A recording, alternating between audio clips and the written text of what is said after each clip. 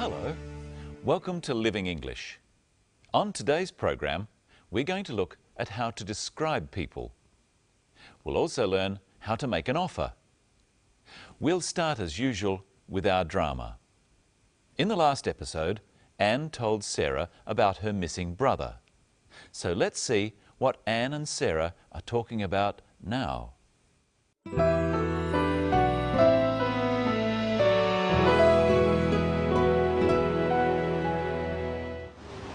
Can I help you find your brother? You're very kind. It's not your problem. I want to help. What can I do? Well, maybe you could get some copies made of this photograph. Sure, I'd love to. Anything. He's very good looking. Such a nice smile. Is he tall? Fairly tall. He looks very fit. Does he play a lot of sport? Well, he used to. What does he do? Is he a student? He's not really academic. He's clever, but he prefers to do things with his hands. He sounds nice. I'm looking forward to meeting him. Let's listen again to how Sarah offered to help Anne. Can I help you find your brother? You're very kind. It's not your problem. I want to help. What can I do? First, Sarah asks if she can help. Can I help you find your brother? Practice this phrase with Sarah on the tape.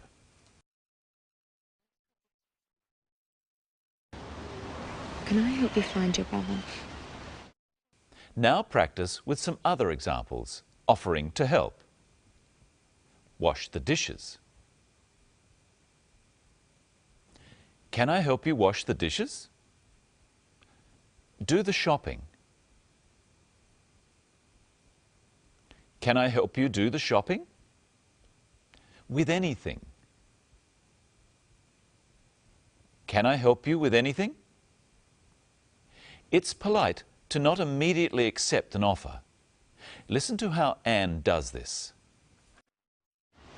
You're very kind. It's not your problem. First, Anne thanks Sarah for offering to help. She says, "You're very kind." Try that with the clip. You're very kind. And then she says, It's not your problem. it's her problem and Sarah doesn't have to help her. Now listen to Sarah make the offer in a way that Anne finds hard to refuse. I want to help. What can I do? What can I do is another way of offering to help, with anything. Try repeating this phrase with Sarah. What can I do? And so Sarah's offer is accepted. It's time now to take a closer look at the words called adjectives. Adjectives are used to describe people and things. They're the words that tell you what colour something is. For example, here's a ball. It's red, so it's a red ball. Adjectives can tell how big or small something is. This is a big ball. You use adjectives to express your opinion about something. What a beautiful ball. Or what type it is. This is a plastic ball. Adjectives often go before the noun or the thing they describe. Let's look at today's story and see where Sarah describes Anne's brother. He's very good looking. Such a nice smile. Is he tall? Sarah described Anne's brother's smile. She said he had a nice smile. She used two other adjectives in that clip. Listen again and try to hear what they are. He's very good looking. Such a nice smile. Is he tall? They are good looking and tall. Adjectives don't always come before the noun or the thing described. They can also come after a verb. Anne's brother is good-looking. He's handsome. And Sarah asks if he's tall. What other words are used to describe Anne's brother? He's not really academic. He's clever, but he prefers to do things with his hands. The two adjectives used to describe Anne's brother are clever and academic. Let's listen to academic again. He's not really academic. Someone who is academic is someone who likes to study. But Anne's brother is not academic. He doesn't like to study. Try saying, he's not really academic with Anne. He's not really academic. He's clever, but he prefers to do things with his hands. Anne's brother doesn't like to study, but he's clever. She means that he's smart enough to study if he wants to. He's clever is short for he is clever. We don't say he clever, we say he's clever. Is, was, are and were are all forms of the verb to be. When we use an adjective after the noun it's describing, we use a form of the verb to be straight after the noun or pronoun. Try this after me. I'm clever.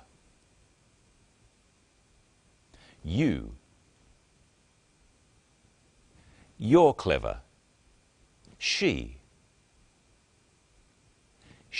clever. We're clever.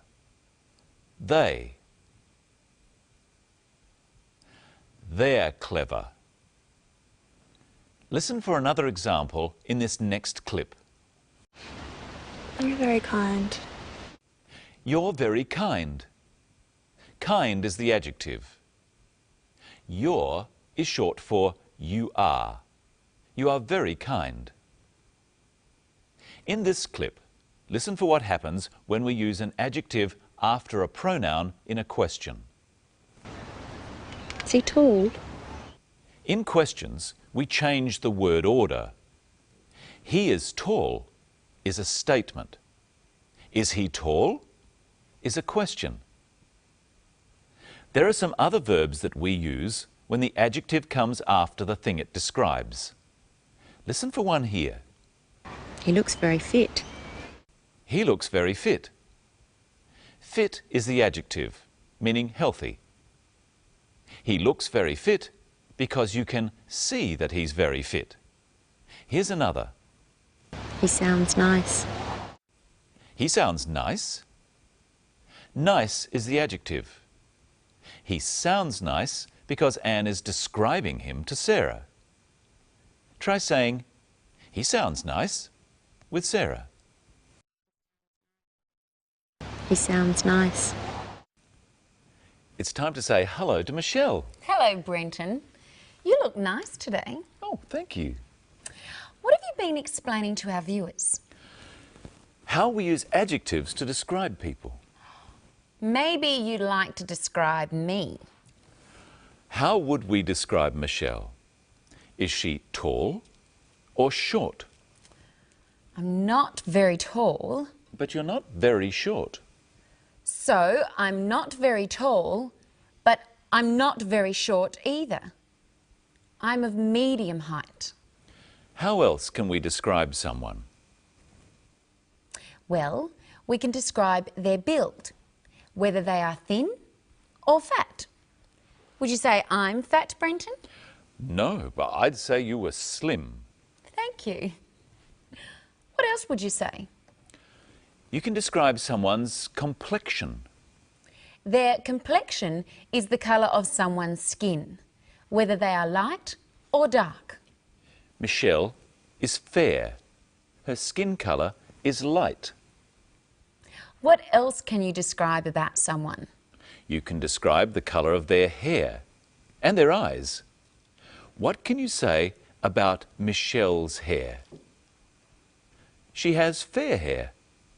We could say she has blonde hair. Her hair is blonde. What can you say about her eyes? She has blue eyes. And we can also say her eyes are blue. So help me describe Michelle again. What about her height? She's of medium height. Her height is medium. What about her build? She's slim. Her build is slim. What about her complexion?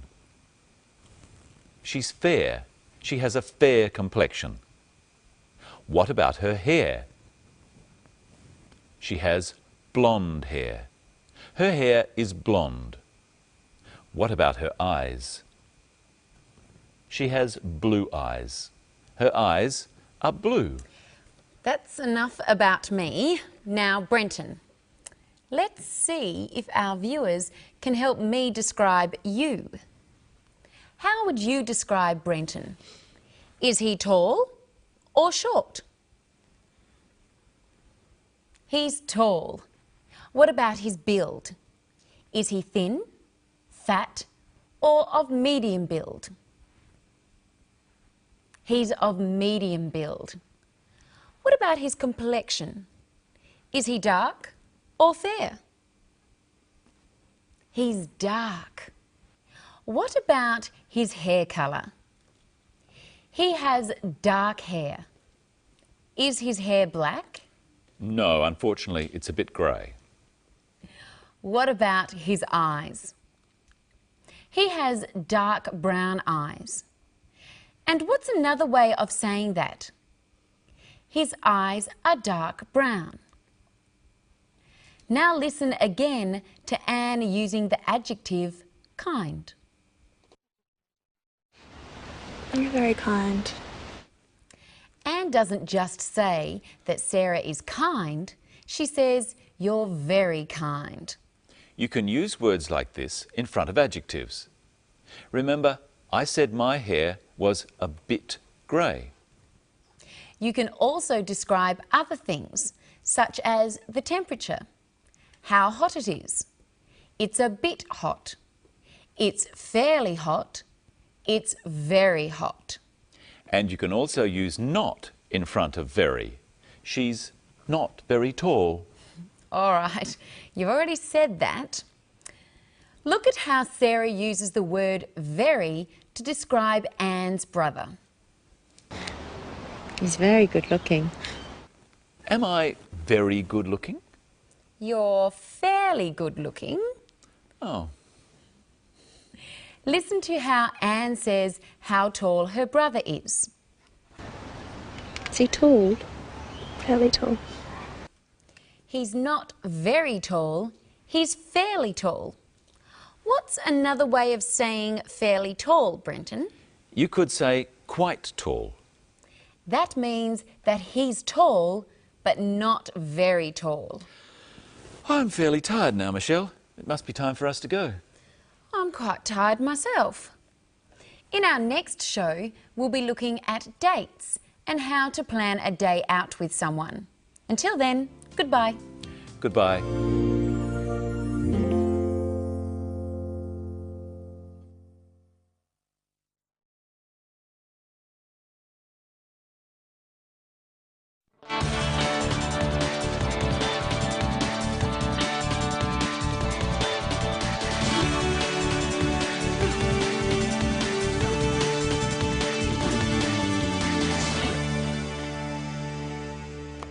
Hello. Today on Living English, we're going to look at the words we use to plan when we should meet someone. We call this making arrangements.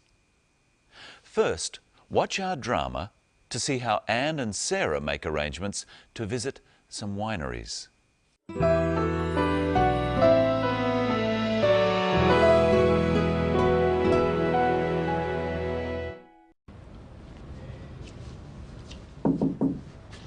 Come in, Anne. Good morning. Good morning. Are you feeling better today? Yes, thank you.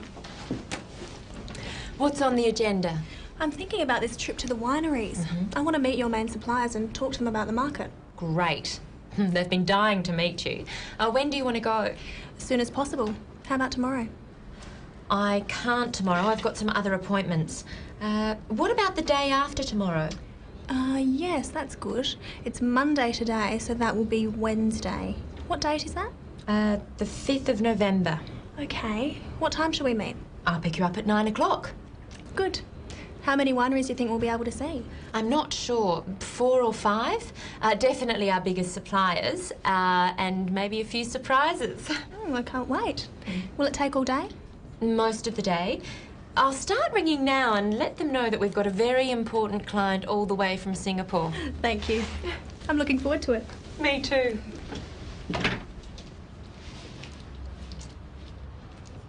Let's take a closer look at how to plan something. Anne and Sarah have to plan the best day for both of them to visit the wineries. Listen to how they find out what the best day is. When do you want to go? As soon as possible. How about tomorrow? First, Sarah asks, when do you want to go? When asks about the time. Want to asks about what Anne hopes to do. Practice with the clip. When do you want to go? Anne replies, as soon as possible. This means that she wants to go very soon, in the next few days. It's a common expression. Try saying it with Anne. When do you want to go? How about tomorrow? When do you want to go? As soon as possible. How about tomorrow?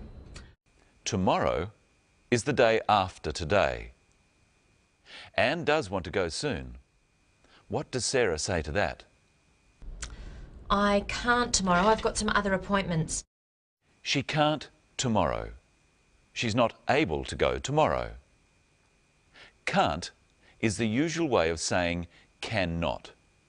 She cannot go tomorrow. Practice with the clip. I've got some other appointments. I can't tomorrow. I've got some other appointments. Now listen to what Sarah suggests. What about the day after tomorrow? What about? We say what about or how about when we're making suggestions. Here's Anne's first suggestion again. How about tomorrow? And here's Sarah's suggestion. What about the day after tomorrow? And what does Anne think about that suggestion? Yes, that's good. It's Monday today, so that will be Wednesday.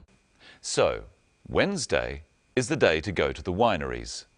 Not tomorrow, but the day after tomorrow. A quick question. If today is Monday, what is tomorrow? Tuesday. But Anne needs to find out about the day after tomorrow, Wednesday. Listen. What date is that? The 5th of November. Okay. What time shall we meet? I'll pick you up at 9 o'clock.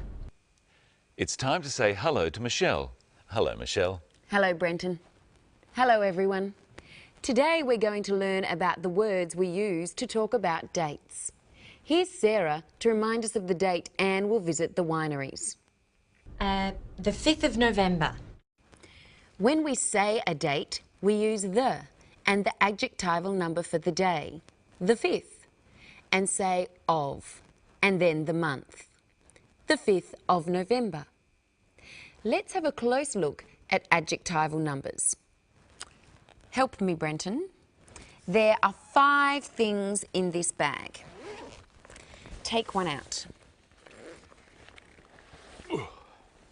What is it? It's a ball. So, the first object Brenton took out is a ball. What's next?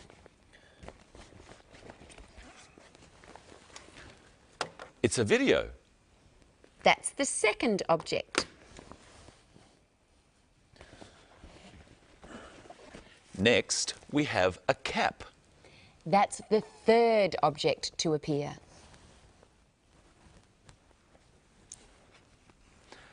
And the next is a kangaroo. That's the fourth object. And here's the last one. It's a book. It's also the fifth object. These type of numbers tell us the order of things in time. What was before something else? So, can you remember? Which object was third? You help me. What was third? The cap was third. What was the cap after? The cap was after the video. What was the cap before? The cap was before the kangaroo. And what was second? The video was second. What was the video after? The video was after the ball. What was the video before? The video was before the cap. What was fourth? The kangaroo was fourth. What was first? The ball was first. And what was fifth? The book was fifth.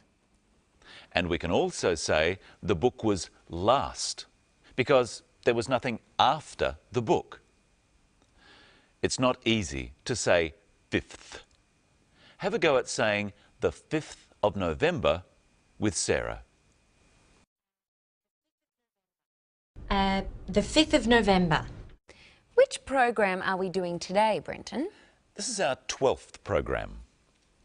All of the adjectival numbers, except for first, second and third, have this th sound on the end, such as 9th and 16th. Often we just write the number followed by the th. The ones with a v sound, 5 and 12, change their v sounds to f sounds. 5th, 12th. Now see if you can remember what number program this is. It's the 12th. There can be 31 days in a month.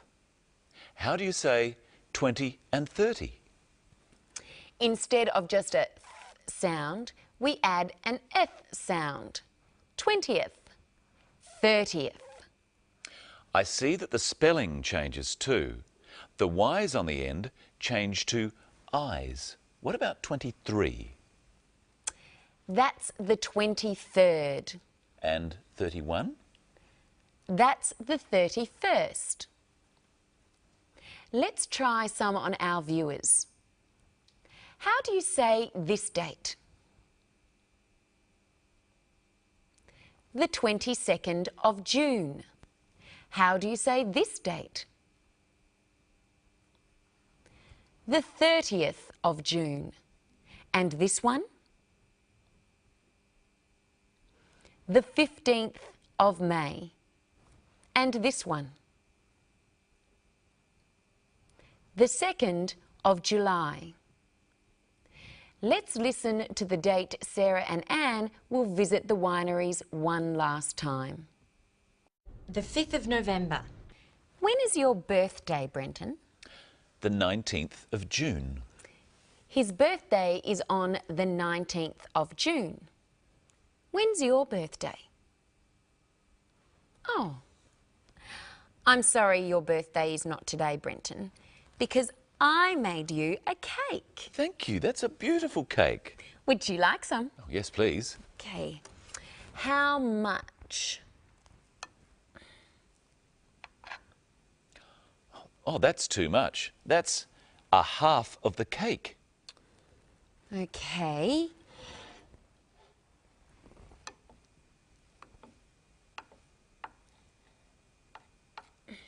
That's still too much. That's a quarter of the cake. All right. Can you manage this?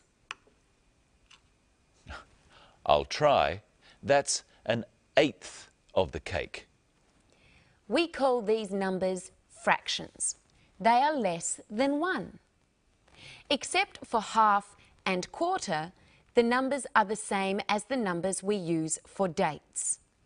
But we always say an or a or 1 before the numbers. So let's look at them again. Repeat the fractions after me. This is a half of the cake. I could also say it's 1/2 of the cake. This is a quarter of the cake, or 1/4 of the cake. This is an eighth of the cake. I say an instead of a because eighth starts with a vowel sound. Can we eat the cake now? First, let's review how we talk about time. Listen to Anne and Sarah again. What time shall we meet? I'll pick you up at 9 o'clock. Did you hear the word Sarah used before the time? She said at 9 o'clock. Remember, when we talk about the time, we use the words at and on in different ways. Repeat the phrase with Sarah. I'll pick you up at 9 o'clock. I'll pick you up at 9 o'clock. But we use a different word when we say a day. When are you working with us next week, Brenton? On Tuesday. So we use on if we're talking about the day. What time will you be working on Tuesday? I'm starting at 9 o'clock on Tuesday. So we use at for the time and on for the day. I'll see you at 9 o'clock on Tuesday, Brenton. I'll see you then. And that's all we have for today.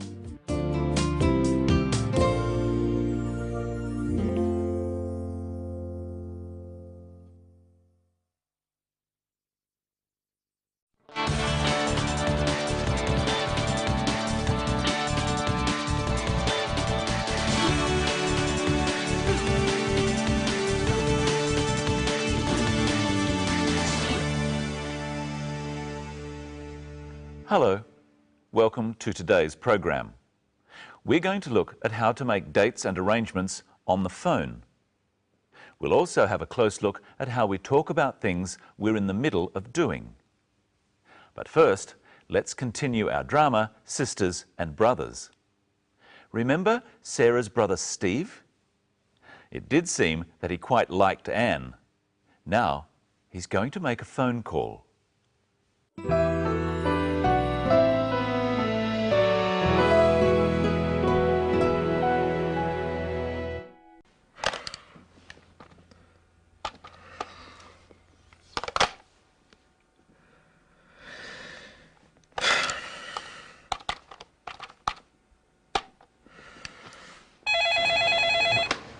Medina Hotel Marie speaking. How may I help you?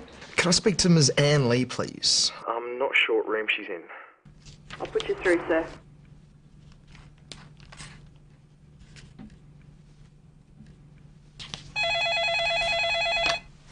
Hello, Hello, Anne?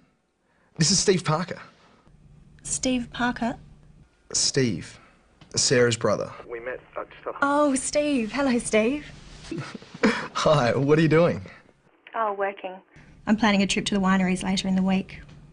Ah, when are you going? Wednesday. Oh, good. What are you doing tomorrow? Nothing? Why? Well, I have the day off, and I was just wondering. Well, I was just wondering whether you wanted to go to a wildlife park with me. You said you'd like to go to the zoo? That's right, I did. Yes, thank you, Steve. I'd love to go. All right. I'll meet you in the foyer. 10 o'clock? Okay, 10. I'll see you then. Great. Good night, Anne. Good night, Steve.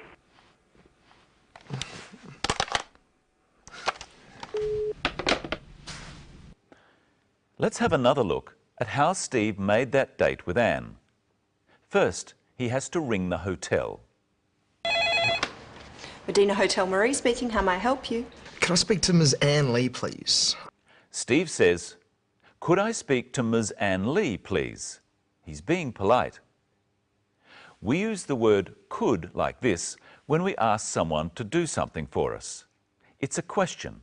So he says, could before I. Could I? Try saying, could I, with the clip. Can I speak to Ms. Anne Lee, please? He says, please. Asking someone to do something is a type of question called a request. We use please to make a request polite. Steve's request works, and the receptionist puts him through to Anne. Hello, Hello, Anne? This is Steve Parker. Steve Parker. Sometimes, just the way we say names or single words make questions. When Steve says, Anne, he means, are you Anne? Listen first, and then say it with Steve. Hello, Hello, Anne? This is Steve Parker. hello, Now listen to the way that Anne says Steve's name. hello, Hello, Anne? This is Steve Parker. Steve Parker. She means, who is Steve Parker? Listen once more and then say it with her. Hello, Anne? This is Steve Parker. Steve Parker. Hello, Anne? This is Steve Parker. Of course, Anne realises who Steve is and they start to talk. Hi, what are you doing? Oh, working. I'm planning a trip to the wineries later in the week. We've looked at the words called verbs before and how we change the way we say them to show when something is happening. We call these changes tenses. Today, we're going to look at how to talk about actions that are happening now and for a short time into the future. In our next clip, listen to the way Steve and Anne say the verbs do, work, and plan. Hi, what are you doing? Oh, working. I'm planning a trip to the wineries later in the week. Doing, working, and planning. Notice that when a word ends with a single vowel next to a single consonant, the consonant is written again or doubled when we add ing. The ing form of verbs is used for talking about things happening now and for a short time into the future. This tense is called the present continuous because it refers to the present as something that continues or keeps going. Let's look at doing first. Hi, what are you doing? Steve is asking about what Anne is doing at that moment and for a short time into the future. So what's Anne doing? Say it with her. Oh, working. I'm planning a trip to the wineries later in the week. Work and plan are verbs of action. They are things we do. Only these sorts of verbs have continuous tenses. Some verbs, such as understand and know, are not used with the ing form of the present continuous. You can say, I am working. This means that you are working now and for a short time into the future. But you can't say, I am knowing. Instead, you say, I know. Let's see what Michelle's doing. I'll ring her up.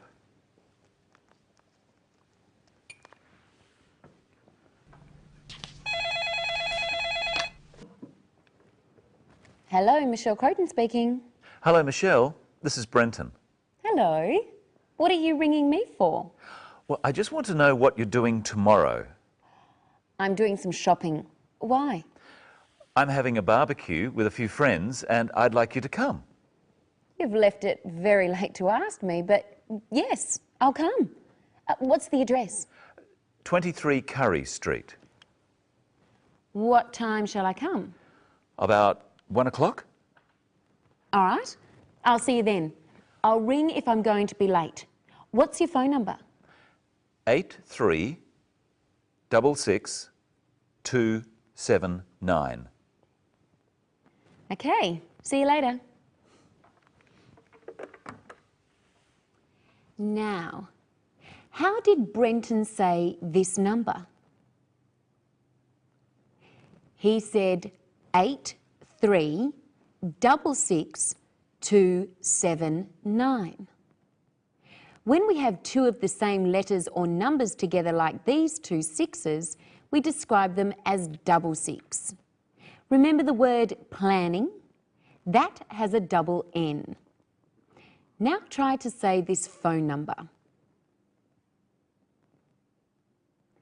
We would tell someone that this number is 82771122. I'd better phone Brenton. 8366279. Medina Hotel Marie speaking. How may I help you? Oh, sorry. I dialed the wrong number. Sorry. The clerk said the place where she works, the Medina Hotel, and then Marie speaking. When taking phone calls for a business, it's best to say what the name of the business is so the person knows if they've got the right number. Speaking is another example of the present continuous. Marie spoke and kept speaking into the future.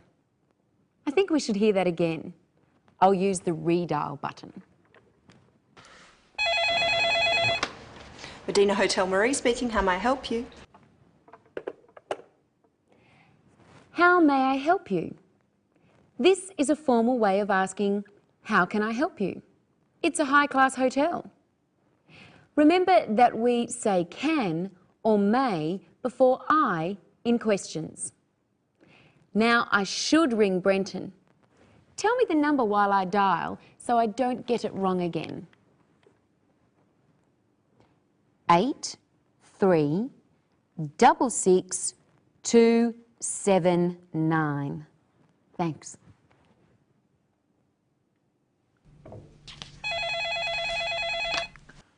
Hello? Hello, Brenton. Oh, hello, Michelle. Brenton, about your barbecue. Yes? Can I bring a friend?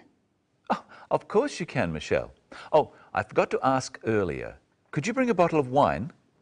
Yes, I could do that. And could you show our viewers the part of the story where Steve arranges when to meet Anne? Yes, I'll do that. See you later. See you. Here it is. I'll meet you in the foyer. 10 o'clock? Okay, 10. Steve used the way he said 10 o'clock to make it a question. It's quicker to say than, is 10 o'clock a good time? Listen once more and then say 10 o'clock with Steve. I'll meet you in the foyer. 10 o'clock? Okay, 10. I'll meet you in the foyer. Okay, 10. And now here is Michelle in person. Hello, Michelle. Hello, Brenton. Let's go over what we've learnt today. We learnt some things about making phone calls. We learnt that you can ask a question by the way you speak a word. Really? Yes, really. And we found out one of the uses for the ing form of verbs, the present continuous. And about phone numbers. And how to ask some very common questions. Let's review them. Say them after us. Could I speak to Ms. Anne Lee, please? What are you doing? What's the address? What time shall I come? What's your phone number? In our next episode, we're going to look at the many common words that are said together so often that they become one word. Until next time, see you later. Now it's time to show you today's episode of our drama again. Goodbye.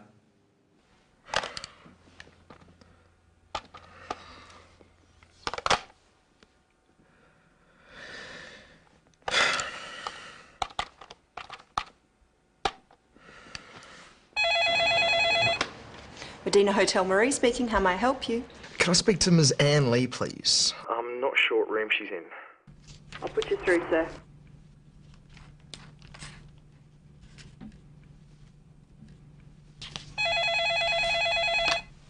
Hello, Hello, Anne? This is Steve Parker. Steve Parker. Steve, Sarah's brother. We met just Oh, Steve. Hello, Steve. Hi, what are you doing? Oh, working. I'm planning a trip to the wineries later in the week. Ah, when are you going? Wednesday. Oh, good. What are you doing tomorrow? Nothing? Why? Well, I have the day off, and I was just wondering. Well, I was just wondering whether you wanted to go to a wildlife park with me. You said you'd like to go to the zoo? That's right, I did. Yes, thank you, Steve. I'd love to go. All right. I'll meet you in the foyer. 10 o'clock? Okay, 10. I'll see you then. Great. Good night, Anne. Good night, Steve.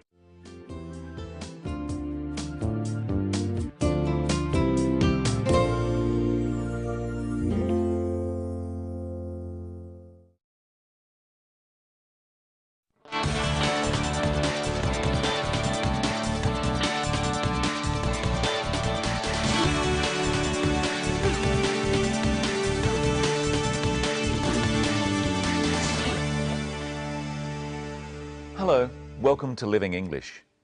We're going to learn about describing things today. We're going to describe animals. First, look at this episode of our drama, where Steve and Anne spend some time together in a wildlife park.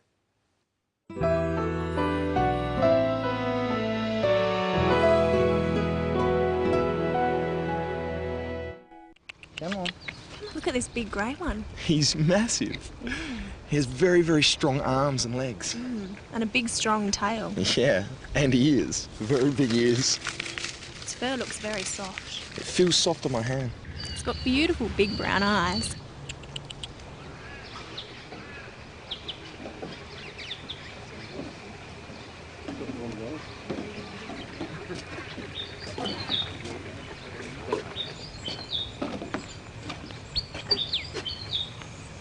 Oh, look at that little black and white one. Oh, yeah. I think that's a willy wagtail.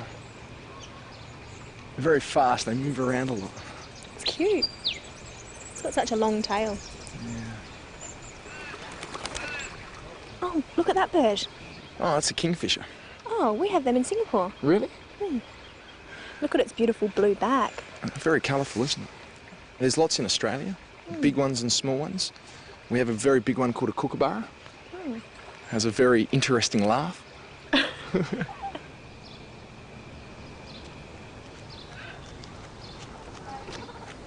So soft and cuddly. Yeah, like me. They've actually also got really sharp claws. See? Oh, he's so cute. Can I take him home? I don't think they'd be very happy about that.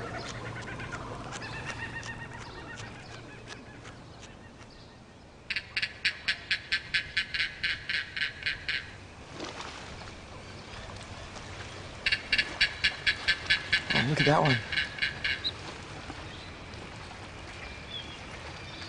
What's the matter? Nothing, I'm just feeling a bit homesick. Come on, let's go get something to eat.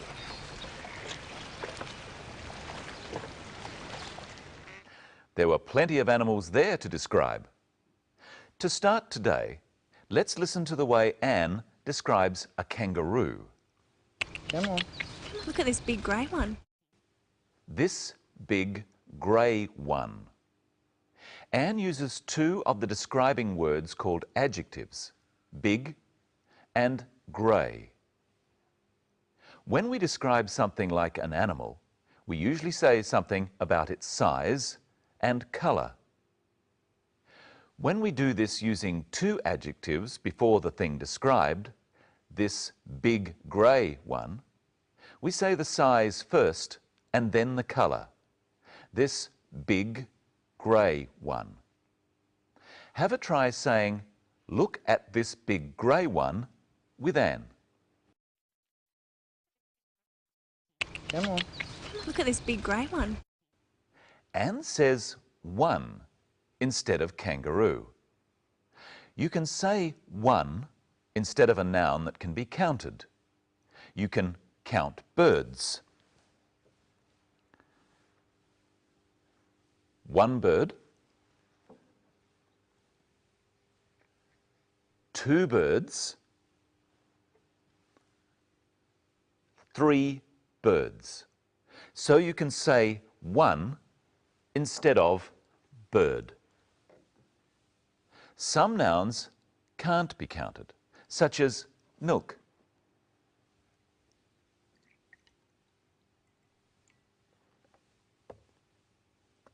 For nouns such as milk, we don't use one, we use the words some or any. For instance, if I said, "Do we have milk?" you could answer, "Yes, we have some," or "No, we don't have any." If I asked you about something you could count, "Do you have a car?" you can answer, "I have one," or "I don't have one." Now it's your turn. Do you have a fridge to keep your food cold? "Yes, I have one," or "No, I don't have one." Do you have fruit juice in the fridge? "Yes, I have some," or "No, I don't have any." Do you have a bicycle? "Yes, I have one," or "No, I don't have one." Can you remember what one Anne is talking about here? Oh, look at that little black and white one. That little black and white one. She's referring to a bird called a willy wagtail. Now listen as Steve talks about the sorts of birds called kingfishers. There's lots in Australia, big ones and small ones. Big ones and small ones.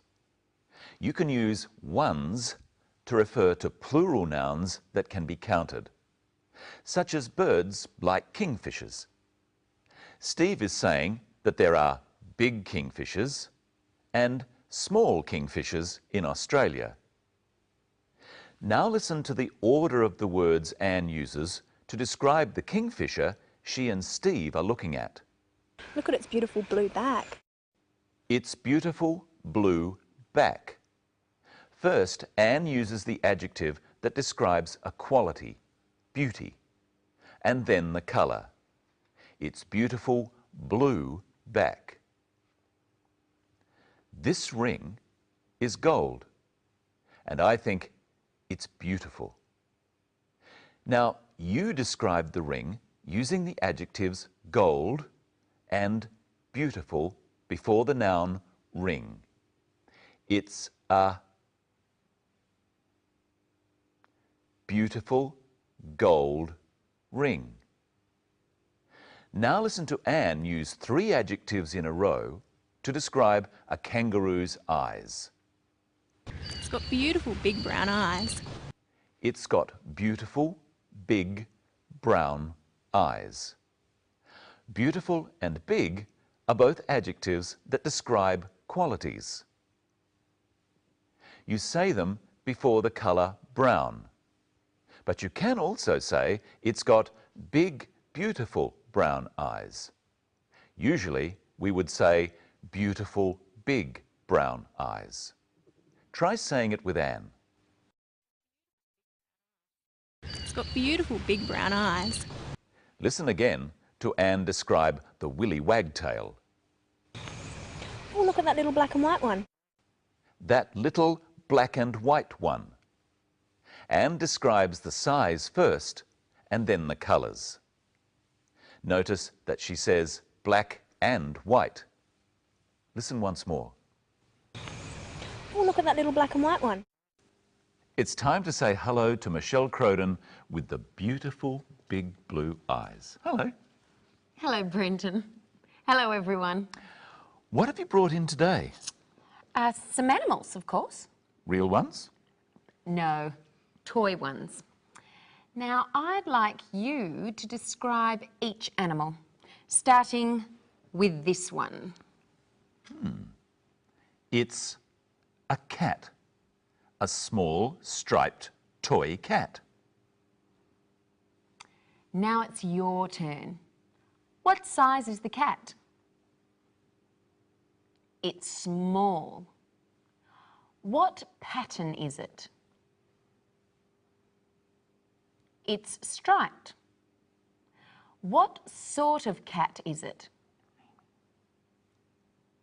It's a toy. So it's a small striped toy cat. Remember, the order of the adjectives is size first, small, then colour or pattern, striped, and finally what sort of thing it is, toy, a small striped toy cat. Now see if you can describe this one in the same way. It's a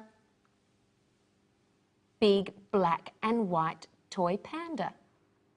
Size first, big, then colour. This time 2 colours, black and white. And finally, the sort of thing it is, toy. A big black and white toy panda. You could have said large instead of big. Yes, but you wouldn't say that he's very, very big like this. He's massive. He's not massive. A real panda is massive. Yes, he's big, but he's not that big. He's not very big. We've looked at using words such as very before adjectives on a previous episode. Listen to Steve using very here to describe a sort of kingfisher called a kookaburra. We have a very big one called a kookaburra. Has a very interesting laugh. We use very to mean more than. Very big is more than big, and massive is very, very big. Very, very? Sometimes we use the word very to mean even more than. Listen to Steve. He's massive. He has very, very strong arms and legs. Now listen to how Anne says that the koala is more than cute. Oh, he's so cute. Can I take him home? He's so cute. He's soft and cuddly too. How soft and cuddly. So soft and cuddly. He's so soft and cuddly. A bit like the panda. That's the same as saying he's very soft and cuddly.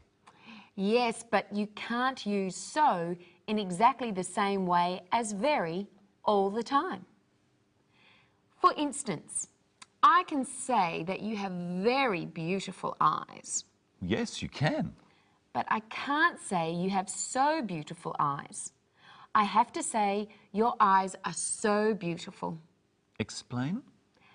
When the adjective beautiful is used before the thing it's describing, eyes, you can't use so. You can only use so when the adjective beautiful comes after the thing it describes. Eyes. Your eyes are so beautiful. Well, people have said that before. I'm sure they have. Now, there is a word with the same meaning as so that you can use when the adjective comes before the noun in the sentence, you have beautiful eyes. I know. You have such beautiful eyes. I know. Listen to Anne use such to describe the willy wagtail's long tail. It's got such a long tail. She said such a long tail. She says because there is only one tail. And we can also say it's such a nice day. Yes, but with plural nouns such as eyes, we drop the You have such beautiful eyes. Weather is something we can't count, and so we say, this is such lovely weather. Well, I've had such a good time doing this today, I don't want to stop. But it's time for us to say goodbye.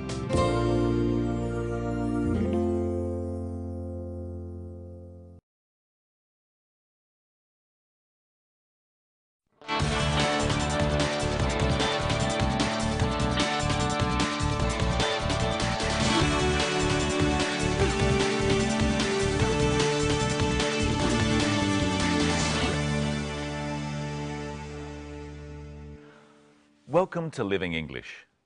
Today we join Anne and Steve as they plan what to do on their day at the wildlife park. Later we'll be looking at two of the smallest and most important words in English, the and a.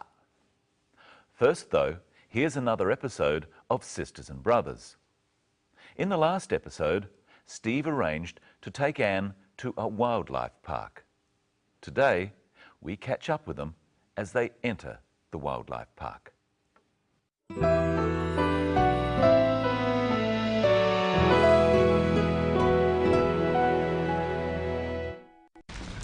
2, please, and a bag of food. No, and your tickets. Have a nice day. How much do I owe you? It's okay, it's my treat. Oh, thank you. I'll buy lunch. Is there somewhere to have lunch? Of course, there's a cafe just over there.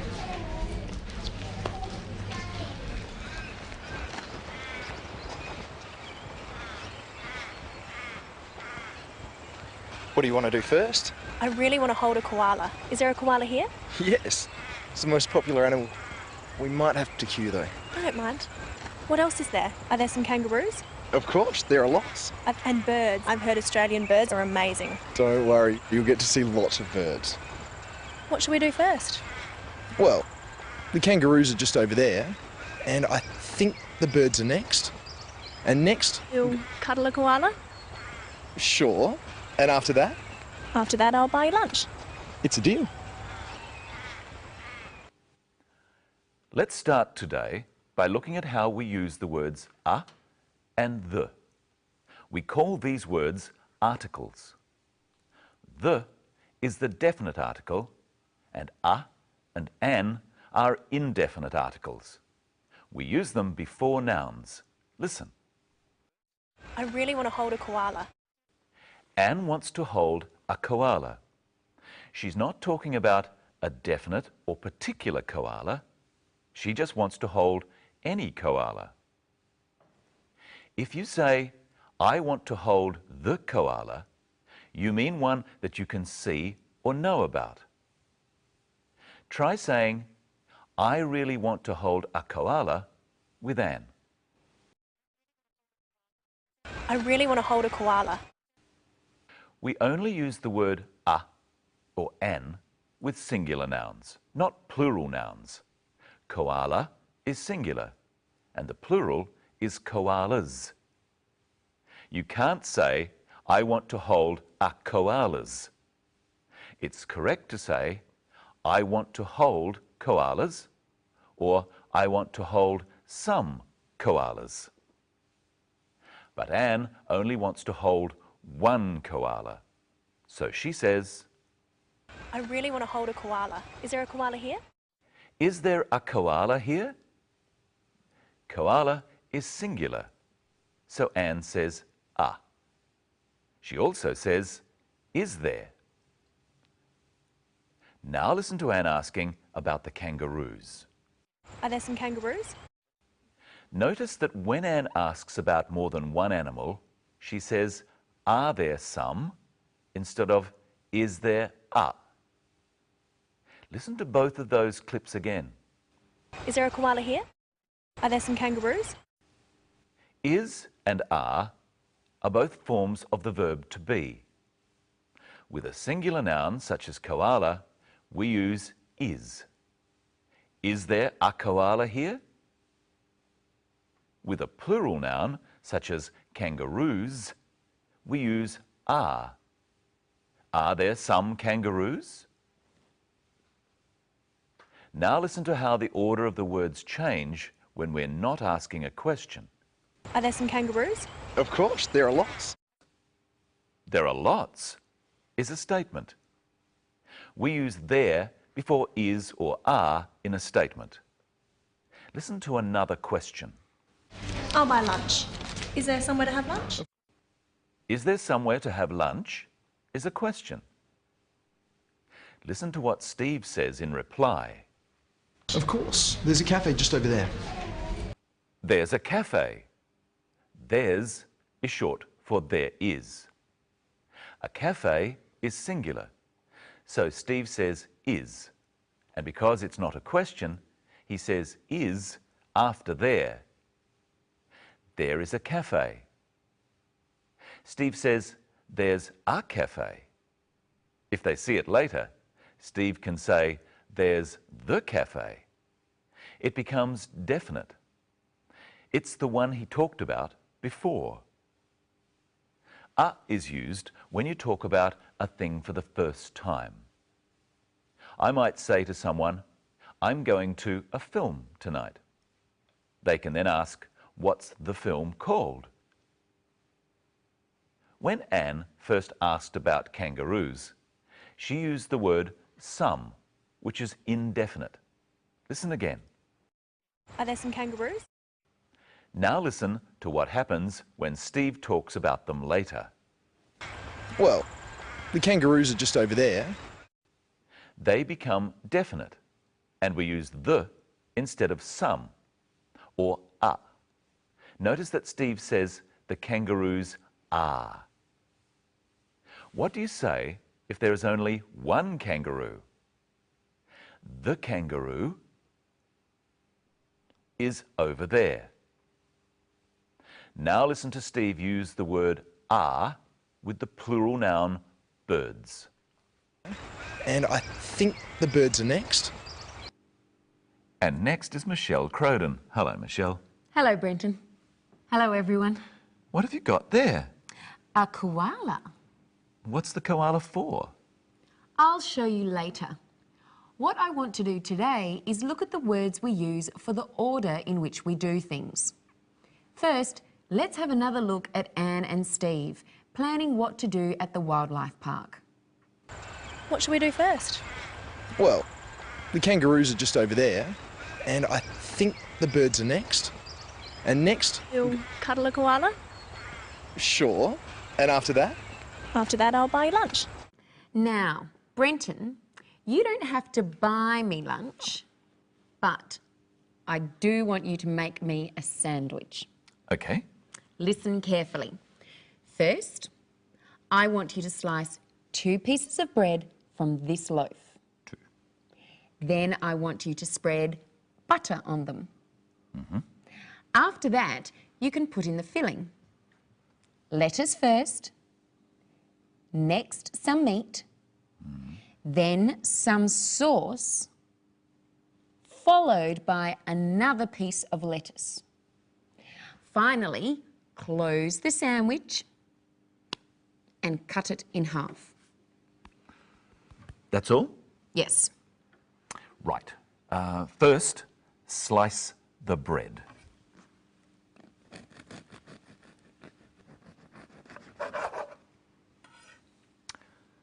Two slices. Very good. Then it's spreading butter. Mm-hmm. Excuse me.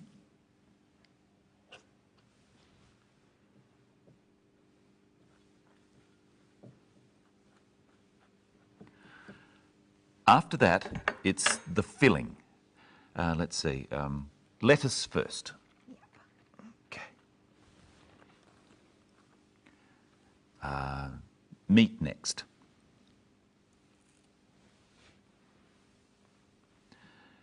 Sauce after that.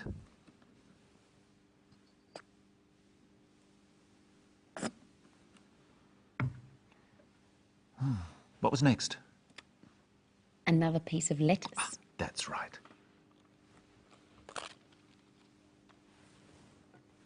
And finally, close the sandwich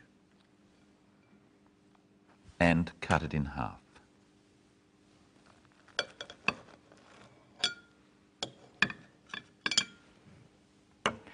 There you are.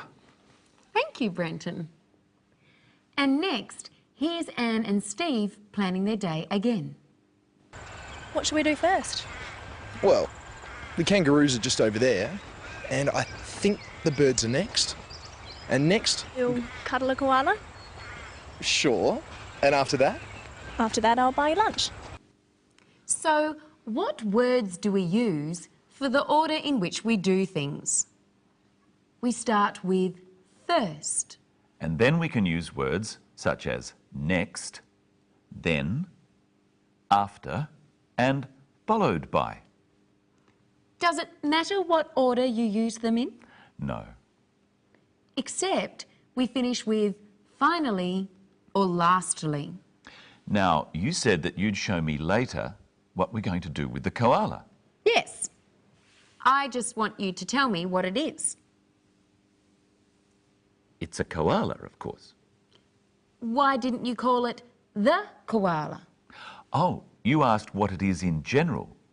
For instance, I'm a man, one of many, the same as he is a koala, just one example of all koalas. Very good. He's a koala, but what's a koala? A koala is an animal. An animal. We use an before words that start with a vowel sound. The vowel sounds are firstly the short vowel sounds. A, an animal. I, an igloo. E, an egg. O, an ostrich. A, an umbrella. Then the long vowel sounds. A, an alien. E, an eagle. I, an island. And O, an open door. U is a consonant sound, and we say at university and at European. So, what's this, Brenton? It's an ant, a big ant. You changed an ant to a big ant. Why? We only use an straight before a word that starts with a vowel sound. Big starts with a consonant, so we say a big ant. Right again. Now it's your turn. This is a kangaroo. This is an egg. And this is a koala. Let's listen to Anne one more time. What else is there? Are there some kangaroos? Yes, here are some kangaroos. And here's the koala. Catch. Oh. In our next program, we're going to learn some more about animals like this and how to describe them. See you next time. Here's today's episode of our story once again. Bye. 2, please, and a bag of food. Dinner and your tickets. Have a nice day. How much do I owe you? It's okay, it's my treat. Oh, thank you. I'll buy lunch. Is there somewhere to have lunch? Of course. There's a cafe just over there.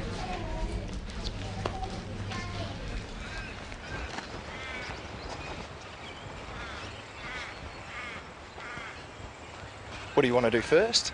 I really want to hold a koala. Is there a koala here? Yes. It's the most popular animal. We might have to queue though. I don't mind. What else is there? Are there some kangaroos? Of course, there are lots. And birds. I've heard Australian birds are amazing. Don't worry, you'll get to see lots of birds. What should we do first? Well, the kangaroos are just over there, and I think the birds are next. And next, You'll cuddle a koala? sure. And after that, After that, I'll buy you lunch. it's a deal.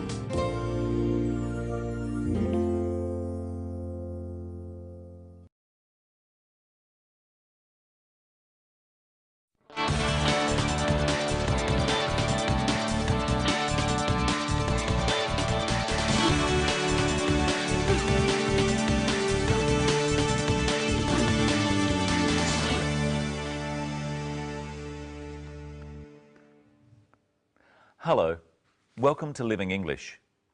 Today we're going to find out when to use the words have and has. We'll also look at how to order food and what to say about it when you get it. But first, here's today's episode of our drama.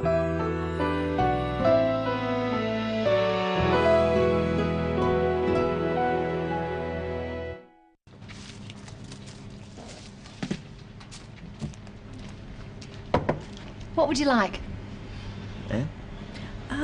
I'll have a cheese and salad sandwich and a cappuccino, thanks. Do you have wine?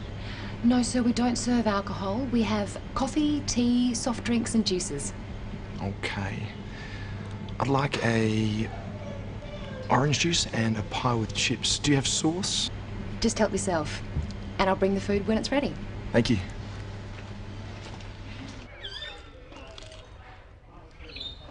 Is that good? It's delicious. You should try one. It's real Aussie food.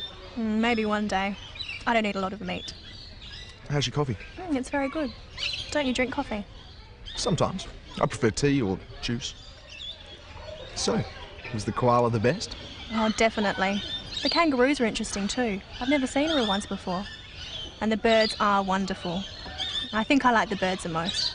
They're so colourful and so many different kinds. What about you? What did you like best? Just being here.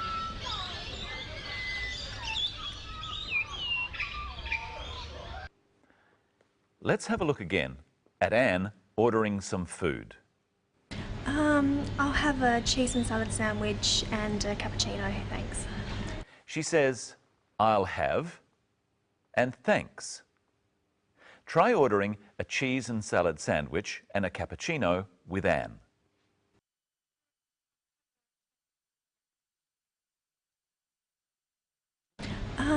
I'll have a cheese and salad sandwich and a cappuccino, thanks. Usually, when we say I'll have when ordering something, we say thanks as well.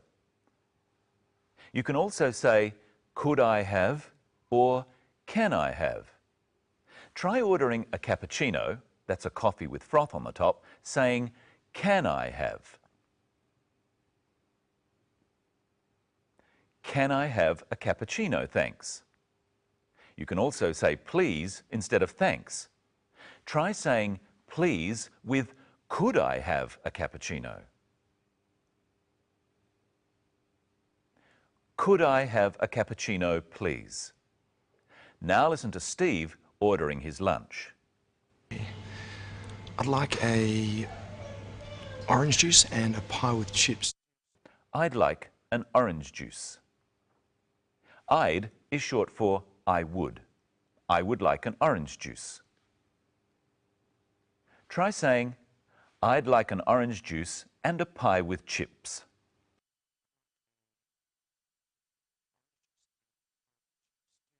Now listen to Steve asking a couple of questions. First, he asks about wine. Do you have wine? And later, he asks about sauce. Do you have sauce? Do you have sauce? What's another way of asking this question by saying have before you? Have you got sauce? Try the same with wine. Have you Have you got wine? No, sir, we don't serve alcohol. We have coffee, tea, soft drinks and juices. We have coffee. We use the word have a lot. Do you have sauce? Just help yourself, and I'll bring the food when it's ready. Help yourself means that the sauce is on the counter and you can use as much as you want. Often, cafes have bowls of sugar on the tables. You help yourself to the sugar in these. The woman in the cafe also says, And I'll bring the food when it's ready. she means that she will bring their food to their table. Now let's listen to what Anne and Steve think about their food and drink. First, Steve.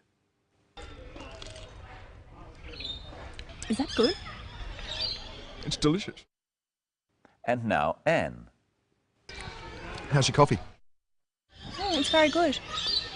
Steve doesn't really like coffee. He thinks tea is better. Listen to how he says this to Anne. Don't you drink coffee? Sometimes. I prefer tea.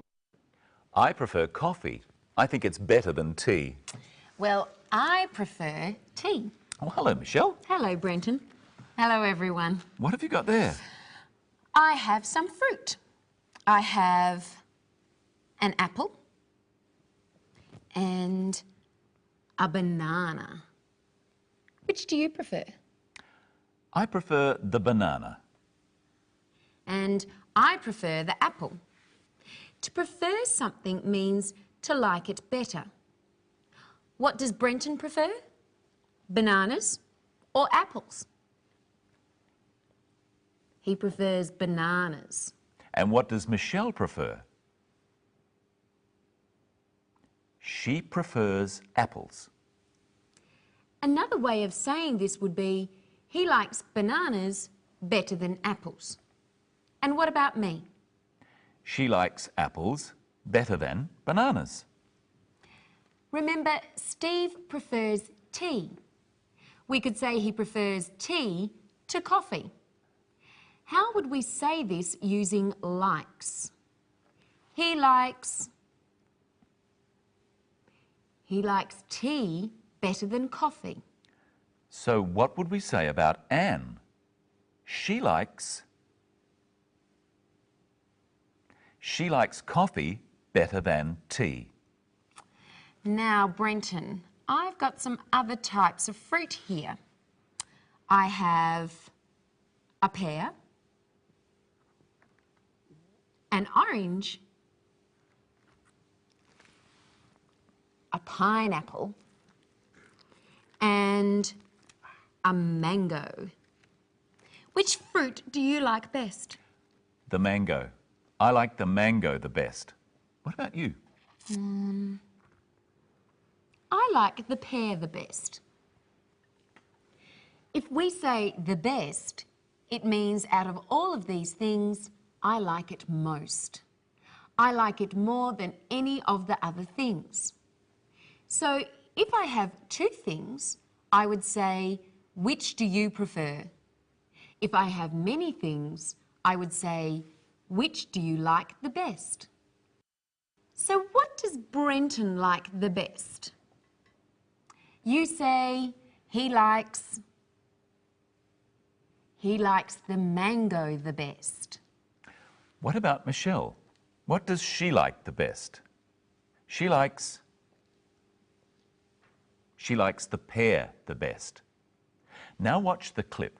Steve and Anne are talking about their day and what they liked the best. Anne has another way of saying what she liked the best. Was the koala the best? Oh, definitely. The kangaroos are interesting too. I've never seen a real ones before. And the birds are wonderful. I think I like the birds the most. They're so colourful and so many different kinds. What about you? What did you like best? Just being here. So first Anne agrees with Steve that the koala was the best. Then she changes her mind. She says, I think I liked the birds the most.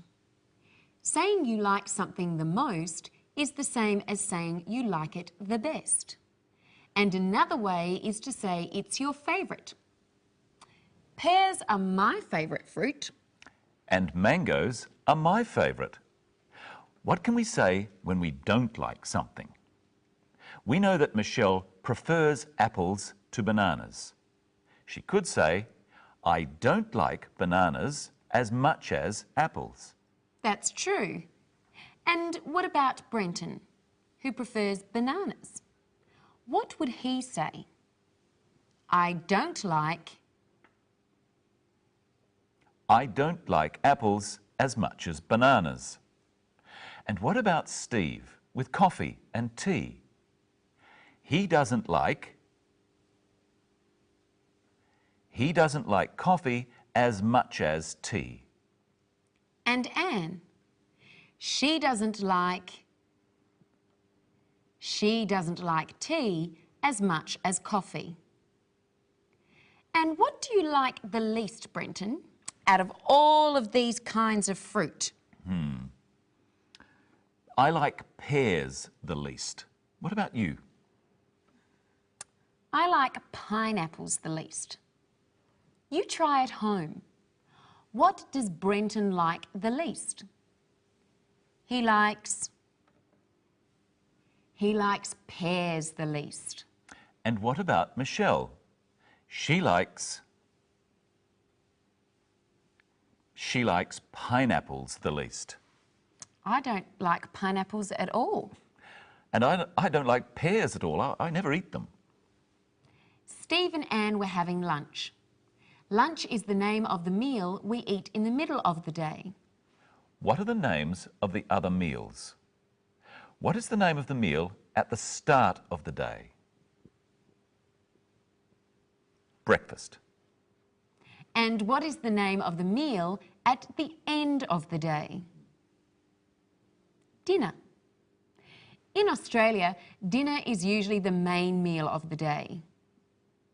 Now, let's look at how Steve describes his pie. Is that good? It's delicious. You should try one. It's real Aussie food.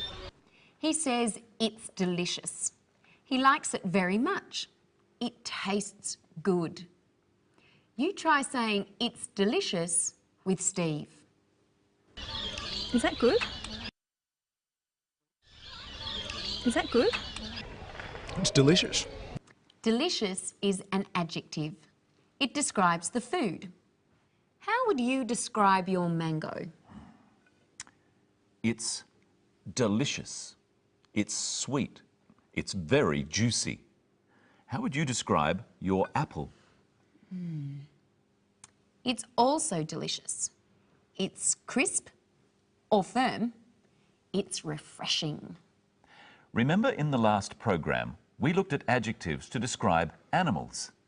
Listen to Anne describing her day at the wildlife park. See how many adjectives you can hear describing animals. Was the koala the best? Oh, definitely. The kangaroos are interesting too. I've never seen a real ones before. And the birds are wonderful. I think I like the birds the most. They're so colourful and so many different kinds. How many did you hear? There were 3. Let's listen again. First, how does Anne describe the kangaroos? The kangaroos are interesting too. She said the kangaroos were interesting. Interesting is an adjective. How does she describe the birds? And the birds are wonderful. She says they are wonderful. And she describes the birds another way too. They're so colourful and so many different kinds. She says they're so colourful. Notice that little word so. Saying something is so colourful is the same as saying it's very colourful. And that's all we have time for today.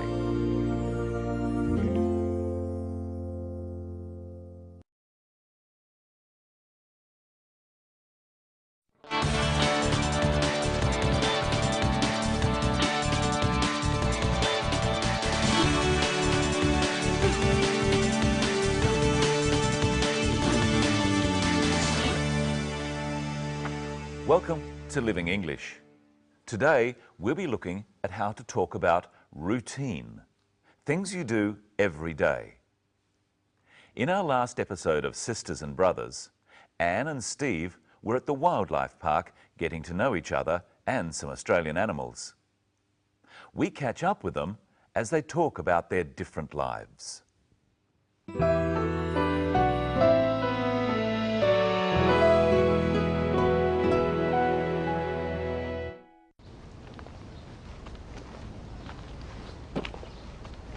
Tell me about your life in Singapore.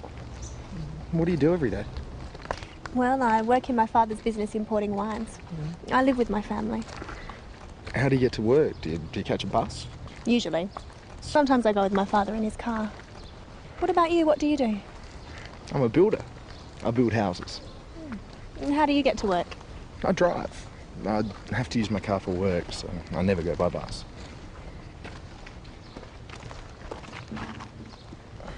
Do you enjoy it, your work?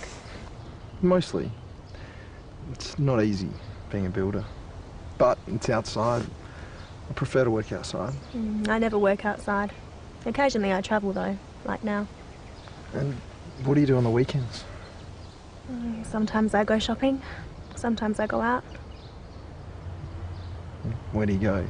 Nightclubs? Not really. Occasionally.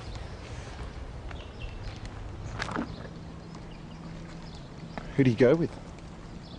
A bunch of friends. Boyfriend? Not at the moment.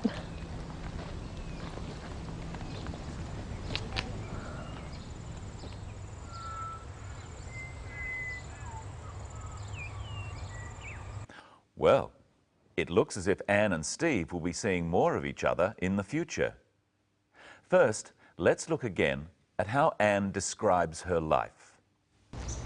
What do you do every day? Well, I work in my father's business importing wines. I live with my family. When Steve asks his question, and when Anne answers it, they use the simple present. This is a form of the verb used to describe routine actions, things you do all the time, like work. Practice Steve's question with the clip. What do you do every day? What do you do every day?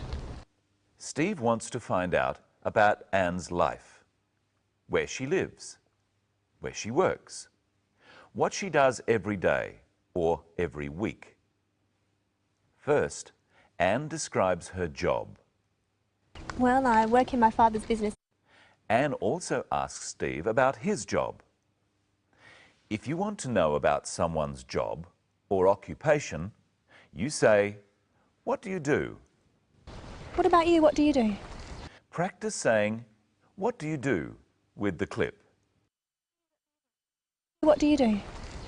Now listen to how Steve describes his job. What about you? What do you do? I'm a builder. I build houses. Steve describes his job in two ways. He says its name. I'm a builder. And he says what he does. I build houses. There are many jobs that can be described like this. Imagine you are these people and say what you do. Bus driver. I'm a bus driver. I drive buses. Baker. I'm a baker. I bake bread. Hotel manager. I'm a hotel manager. I manage a hotel. Notice how many words that describe jobs end in "er." What's the word that describes your job in English? Say it. I'm a... Maybe you don't have a job. Maybe, for example, you're a student. So what would you say? I'm a student. I study... Say what you study. For example, computing science. You can also say what you do by describing where you work. Remember what Anne said. Well, I work in my father's business importing wines. We could also say that Anne is a wine importer. Try now saying the name of the job and then where you work. For example, banker. I'm a banker. I work in a bank. Teacher. I'm a teacher. I teach at a school. Pilot. I'm a pilot. I fly planes. Accountant. I'm an accountant. I have my own business. Waiter. I'm a waiter. I work in a restaurant. So you can say where you work, at a school, in a bank, in a shop, or you can say you work for a business. I work for a bank or for a restaurant. Or maybe you can say, I have my own business. Sometimes we say, I work for myself. Let's look at another question Steve asks Anne. How do you get to work? Do you catch a bus? Usually. Sometimes I go with my father in his car. Steve asks Anne, how do you get to work? This is still about routine, something Anne does every day. Practice with the clip. Do you catch a bus? How do you get to work? Do you catch a bus? And Steve asks Anne if she catches a bus. Practice with the clip. How do you get to work? How do you get to work? Do you catch a bus? And here's Michelle. Hello, Michelle. Hello, Brenton. Hello, everyone. So how do you get to work? I walk. How about you? I drive my car. Let's look at how to talk about different ways of getting to work, or school, or wherever you have to go. How do you get to work? I drive to work. I go by car. I walk to work. I go on foot. Let's think of some other ways. By bus. I catch a bus. I go by bus. By train. I catch a train. I go by train. For most types of transport, we say by. By bus, by train, by car. But we say on foot. So, Brenton, do you ever go to work by bus? No, never. Let's look at our story again. Anne and Steve are talking about working outside. I prefer to work outside. I never work outside. Occasionally I travel though, like now. And what do you do on the weekends? Sometimes I go shopping, sometimes I go out. Anne and Steve were talking about things they do, apart from work, and how often they do them. That is, how many times. Let's look at 5 words. Never, occasionally, sometimes, often, always. Let's find out how often Brenton does things. Here's a week. Let's put a tick on how often Brenton does things. I'm going to ask him, how often? You help me by asking the question too. First, about exercise. How often do you exercise? Every day. I exercise every day. So he always exercises. Go to the cinema. How often do you go to the cinema? Occasionally. I occasionally go to the cinema. Watch TV. How often do you watch TV? Sometimes. I sometimes watch TV. use the telephone? How often do you use the telephone? Often. I often use the telephone. Play sport. How often do you play sport? Never. I never play sport. Now help me answer the questions. How often does he use the telephone? Often. He often uses the telephone. How often does he exercise? Always.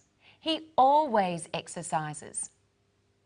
How often does he go to the cinema? Occasionally. He occasionally goes to the cinema. How often does he play sport? Never. He never plays sport. And how often does he watch TV? Sometimes. He sometimes watches TV. Now let's have another look at the story and see if you can hear the words they use to describe how often they do things. I prefer to work outside. I never work outside. Occasionally I travel though, like now. And what do you do on the weekends? Sometimes I go shopping, sometimes I go out. Where do you go? Nightclubs? Not really. Occasionally. So Brenton, let's see how closely you and our audience were listening. How often does Anne go to nightclubs? Occasionally. She occasionally goes to nightclubs. How often does Anne work outside? Never. She never works outside. How often does she go shopping? Sometimes. She sometimes goes shopping. And how often does she travel? Occasionally. She occasionally travels. And we can also say she travels occasionally. And finally today, let's look back again at how Anne describes what she does. Well, I work in my father's business importing wines. Let's look at the phrase, my father's business. Who owns the business? Her father owns the business. How do we know? Because of the apostrophe. An apostrophe is a punctuation mark which shows possession. So my father's business means the business of my father, or the business which belongs to my father. We use an apostrophe, then an S. So we could say, Michelle's hair is blonde. Michelle's hair means the hair that belongs to Michelle. And we could say, Brenton's shirt is yellow. The apostrophe shows that the shirt belongs to Brenton. Well, it's time for me and my shirt, and you and your hair, to go.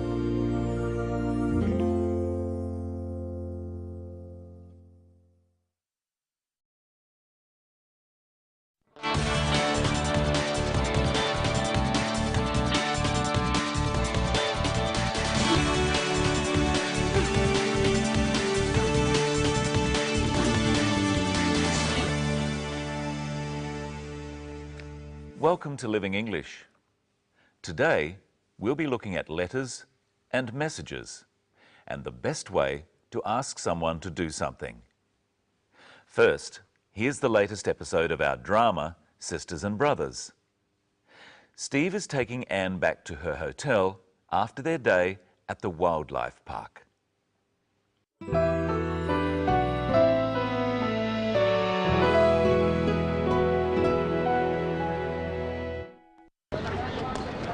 Did you have a good day? Very much. Thank you for taking me. How about you? Of course. Not too boring? You must have been there 100 times. Not since I was a kid. It was great. Do you like Chinese food? I love Chinese food. I'm going to cook a Chinese meal for you and your family. Really? That'll be great. When? Friday? Fantastic. I'll see you then. Yes. Bye. Bye.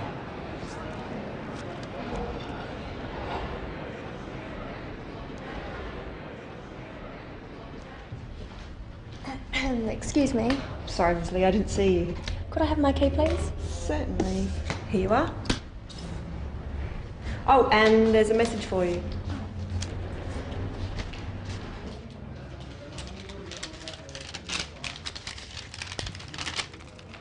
Dear Ms. Lee, please call my office. I have some news for you.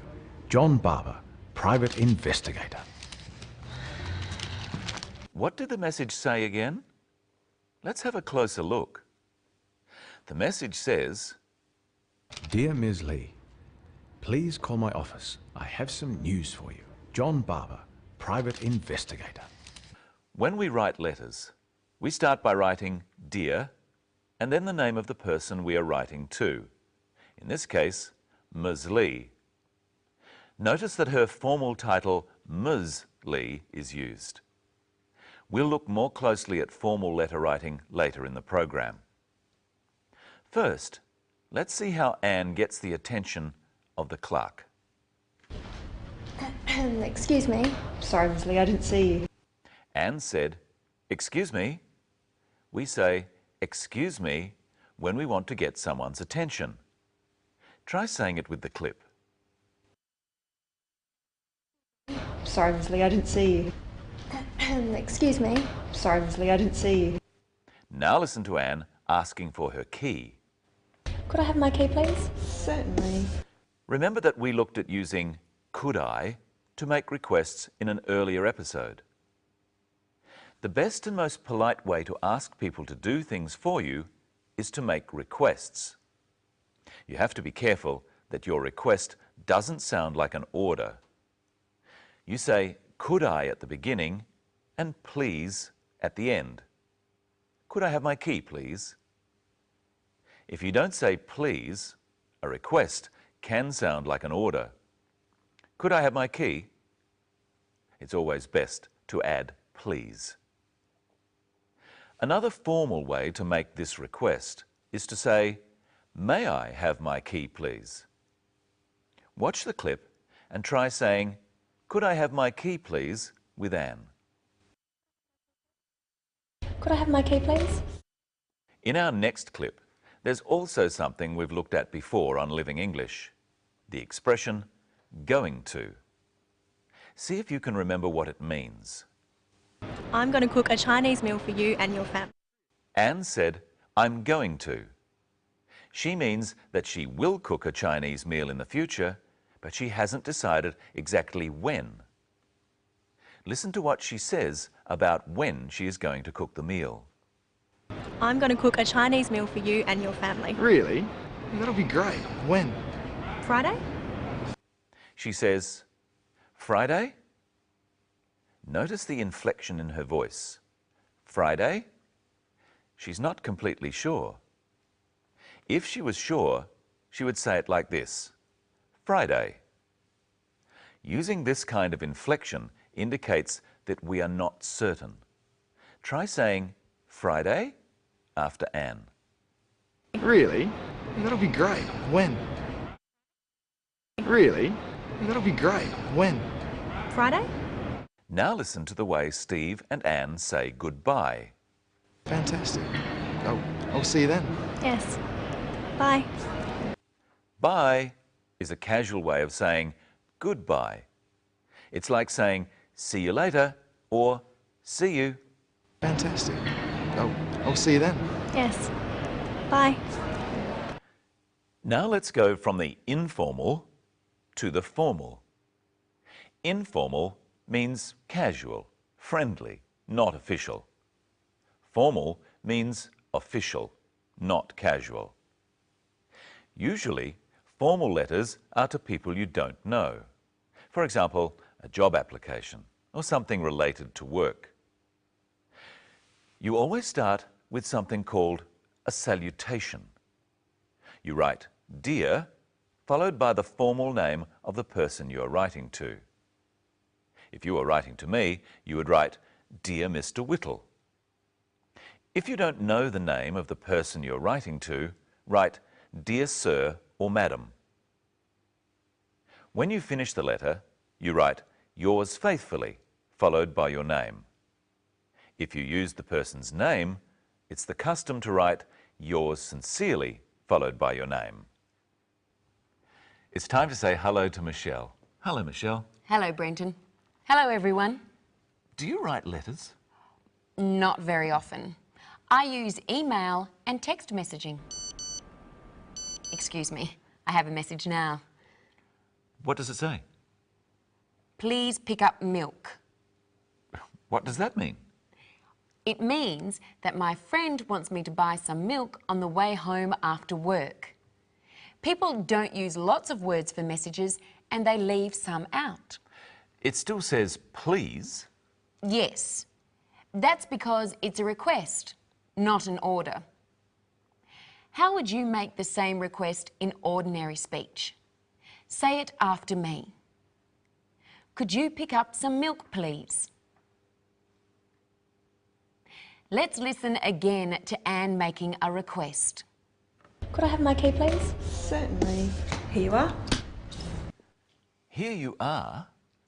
You say, here you are, when you give people things. Give it a try. Ask me for something. Okay. Could I have your phone, please? Yes. Here you are. Thank you. Now it's your turn. Say, here you are, with the clip. Could I have my key, please? Certainly. Could I have my key, please? Certainly. Here you are. Nice phone. Could I have my phone back, please? Here you are. Another message. What does this one say? It says, sorry, forget milk. What does that mean? It means that I don't have to buy the milk. I should forget about it. It doesn't say please, it says sorry. Why? Well, he's apologising for making me think I had to stop and buy some milk later. He doesn't write please because he's not asking me to do anything. We sometimes say sorry to be polite, like in this clip. Excuse me. Sorry, Miss Lee, I didn't see you. Try saying sorry, Ms. Lee, with the clip. Excuse me. Excuse me. Sorry, Miss Lee, I didn't see you. There are a few phrases in English which can be used to say sorry or apologise. Let's practice them. Sorry. That's okay. When we bump into someone or have a small accident like this, we often just say sorry. Try it at home. Sorry. And in reply, I say, that's okay. Try it home. That's okay. Or I could say, that's all right. You try. That's all right. And here's a common Australian phrase. No worries. You try. No worries. Let's look at some other ways of saying sorry. You can say, I'm sorry, or you can say, pardon me. Try it at home. Pardon me. Another way of saying it is, I beg your pardon. This is more formal. Try it after me. I beg your pardon. This is a more serious apology, like this. I beg your pardon, I'm so sorry. No worries. We use the same phrases if we don't understand something or don't hear it and we want the person to repeat what they said. Excuse me? Yes. Do you have the time? 8:30. I beg your pardon? It's 8:30. You can also use I'm sorry or sorry in the same way. Excuse me? Can I help you? Do you have the time? 9:10. Sorry? It's 9:10. Thank you very much. But notice how the inflection changes from when we say sorry to apologise. We'll show you. Sorry. That's all right. Sorry? I said that's all right. There's no need to shout. Practice with me the different ways of saying sorry. Sorry? Sorry? I'm sorry. I'm sorry. Pardon me. Pardon me? I beg your pardon. I beg your pardon. Let's look at another clip now. You must have been there 100 times. Not since I was a kid. Anne says you must have, or you must have been there 100 times. What does she mean by that? She thinks it's certain that Steve has visited the wildlife park many times before. So I could say to Brenton, you must have seen a kangaroo before. Yes, I have. And Michelle, you must have been to Sydney. Yes, I have. Try at home saying you must have. First, been to the zoo. You must have been to the zoo. Flown in a plane. You must have flown in a plane. Had an ice cream. You must have had an ice cream before. There's one thing in that clip that's confusing, Michelle. What's that? Well, let's watch again. You must have been there 100 times. Not since I was a kid. Steve says, not since I was a kid. But a kid is a baby goat, isn't it? Yes. But kid is also slang for young boy or girl. So what are the other words for people at different ages? Well, we start off as a baby. The plural is babies. Then when we start to walk, we're called toddlers. Young boys and girls are called children. One is called a child. And then we are called teenagers, from the age 13 to 19. And then adults. And that's all we have time for today. Next time, we'll look at reporting the past and using did and didn't.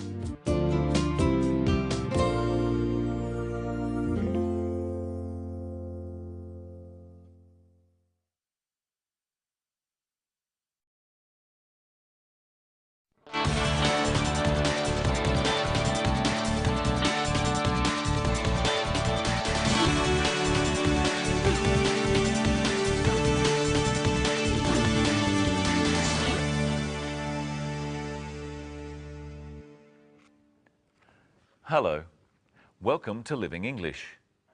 Today, we'll learn some more about how to talk about the past. We'll learn how to say that something has not happened and to ask about things that have happened. But first, here's the next episode of our drama. Remember, in the last episode, Anne had a message from John Barber, the private investigator. His message said he had some news. Today, Anne has gone to see John.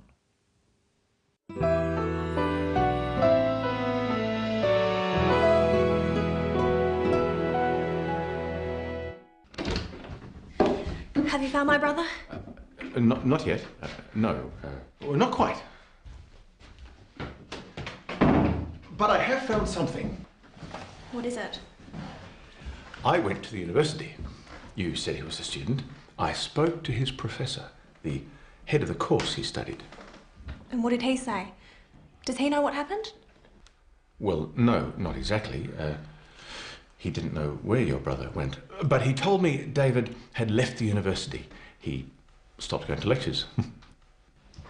When did he stop? Oh, about a year ago. He didn't tell anyone, but he left a letter with the professor. A letter?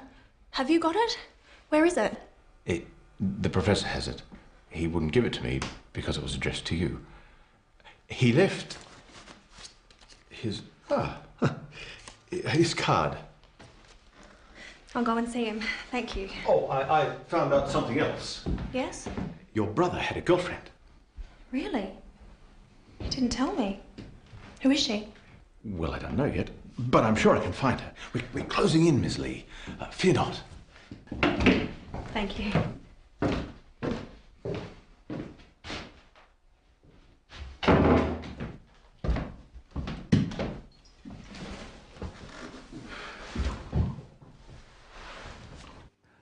I'm sure they'll find Anne's brother in the future. Today, we're going to talk about the past.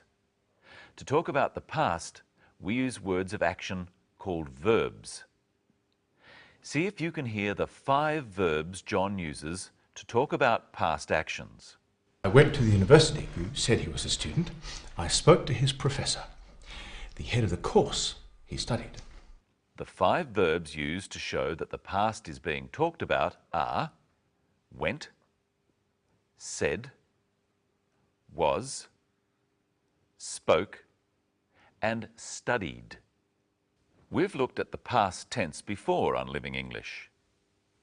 One way of changing verbs so that they refer to the past is to add a d sound, spelled ed. Study becomes studied. Notice that with words that end with a y, the y is changed to an I when id is added. Many of the verbs we use all of the time don't have id added to them. They're called irregular past tenses. See if you can hear one in this clip. I spoke to his professor. Spoke. I'm speaking to you now, and I spoke to you before about irregular past tenses. Practice saying it with the clip. I spoke to his professor. Some irregular verbs have a past tense that is very different from the present tense, such as the verb go. To talk about the future, we say that we will go somewhere. And to talk about now, we say that we are going somewhere. What do we say about the past? Listen. I went to the university. John went to the university. The past tense of go is went. Now listen for the past tense of say. Said he was a student. Said is the past tense of say. There are other ways of talking about the past where the verb doesn't change. Listen to Anne asking about the past without using the past tense of say. And what did he say? She uses the word did. What did he say? Did is the past tense of do. Did is a type of verb that's used with other verbs. In questions such as, what did he say? The word did is used to ask about the past with another verb such as say. But we don't use the past tense of that verb. We say, what did he say? Not, what did he said? What did he say?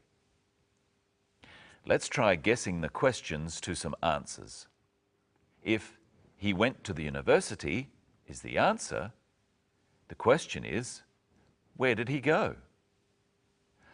Okay, what's the question for this? He said nothing. What did he say? He went that way. Where did he go? She studied drama. What did she study? Now listen to the past tense of stopped change to stop in the same way when Anne uses did in a question. He stopped going to lectures. When did he stop? Try saying it with them.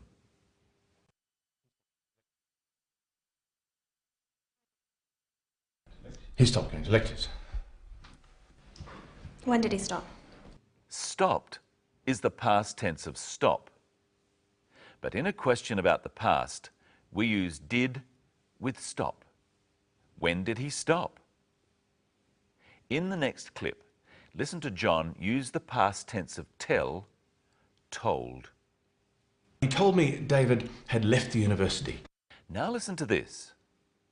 He didn't tell anyone. Didn't is the short way of saying did not. He did not tell anyone. No one was told. This negative form of did not or didn't, also makes past tenses. If we're talking about the past, we say, I told you. But the negative is, I did not tell you.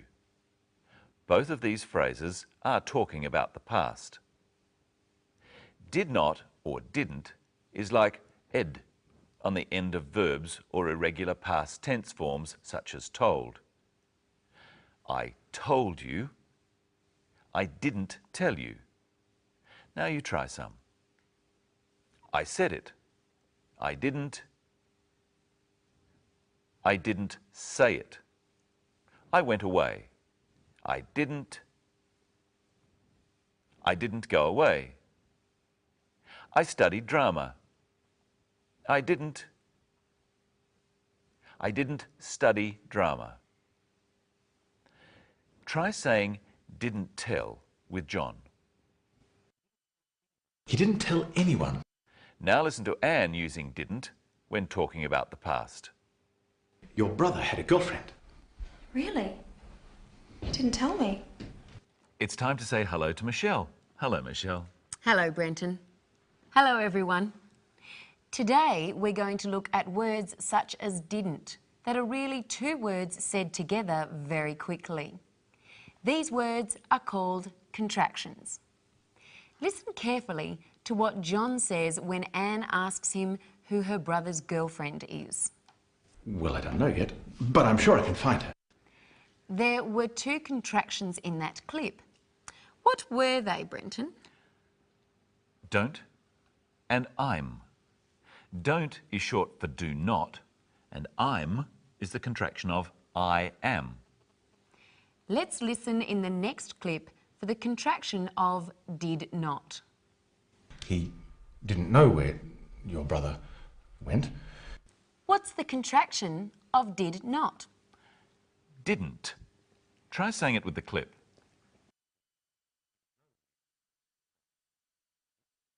He didn't know where your brother went. Now listen for the contraction of would not. He wouldn't give it to me because it was addressed to you. What's the contraction of would not? Wouldn't. Now it's your turn.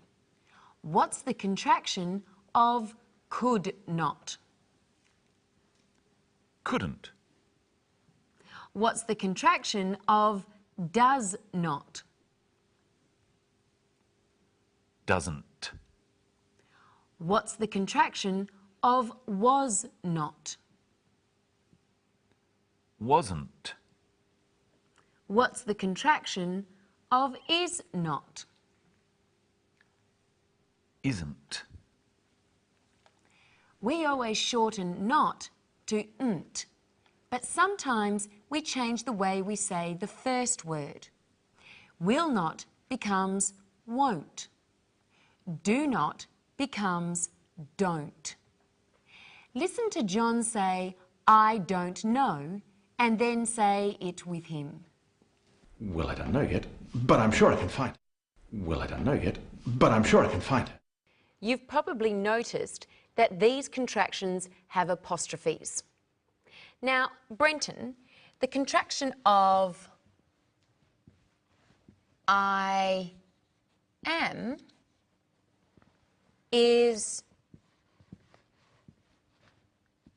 I'm. Where do you put the apostrophe? Well, that's easy. Between the I and the M. What's the apostrophe for? To show that a sound is missing. I am, I'm. The at sound is missing. Now listen for two more contractions. He wouldn't give it to me because it was addressed to you. The two contractions are wouldn't and its. What's the missing sound in wouldn't? The missing sound is O. Would not, wouldn't. So the apostrophe goes between the N and the T. What is it's short for? It's is the contraction of it is.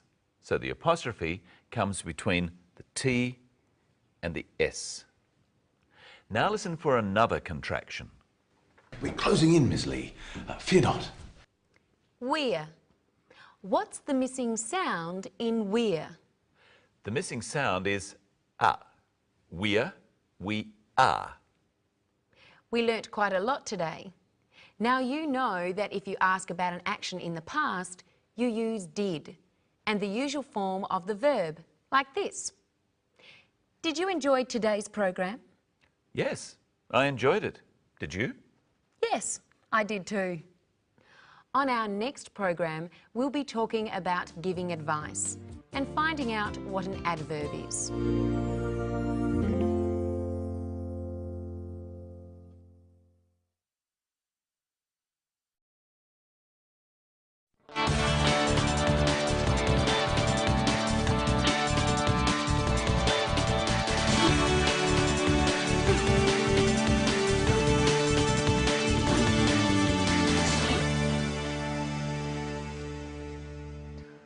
Hello, welcome to Living English.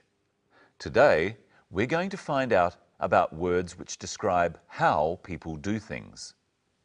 We'll also look at giving advice. First, here's today's episode of our drama. In the last episode, Anne went to see the detective, John Barber. He told her that he hadn't found her brother, but there was a letter. Her brother's university professor has the letter. And now Anne is on her way to talk to the professor. She's going there by bus.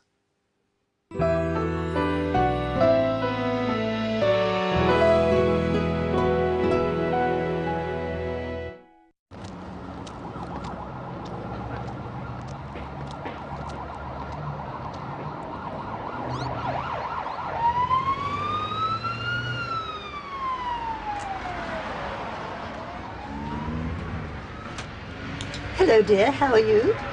Very well, thank you. Are you sure? Is anything wrong? No, I'm fine. I watched you walking. You walk sadly. I'm old.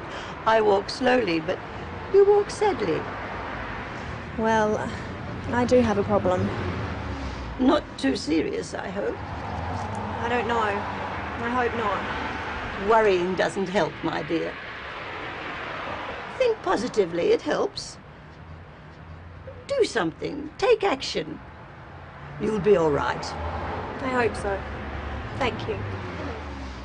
Where are you from, dear? Singapore. You speak English very well. Thank you. Sometimes when people speak very quickly, I can't understand. Don't worry, I speak slowly. And I see badly these days. What number bus is that, dear? It's 190. At last. It was nice talking to you. You too.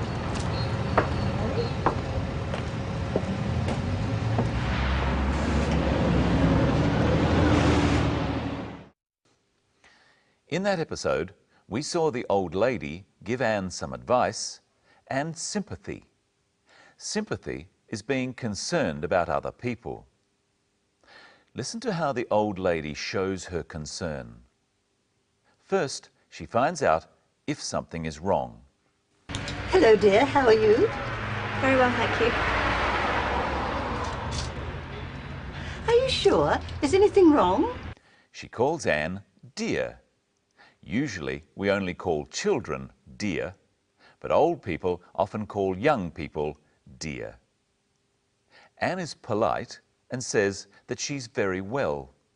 Is anything wrong? No, I'm fine. She says that she's fine.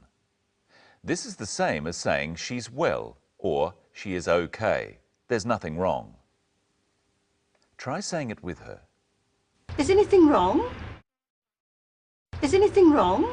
No, I'm fine. The old lady doesn't believe her, and Anne admits that something is wrong. Well, I do have a problem. Notice that Anne says, I do have a problem, not just, I have a problem. She emphasizes do because before she said she didn't have a problem. Now listen to the old lady show her concern. Not too serious, I hope. She could have said, I hope it's not serious. Listen to Anne's reply.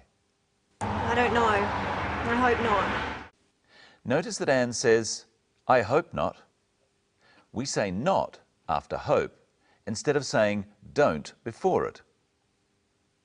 For most verbs, such as know, think, or say, we say don't before them if they are negative. Listen to Anne again.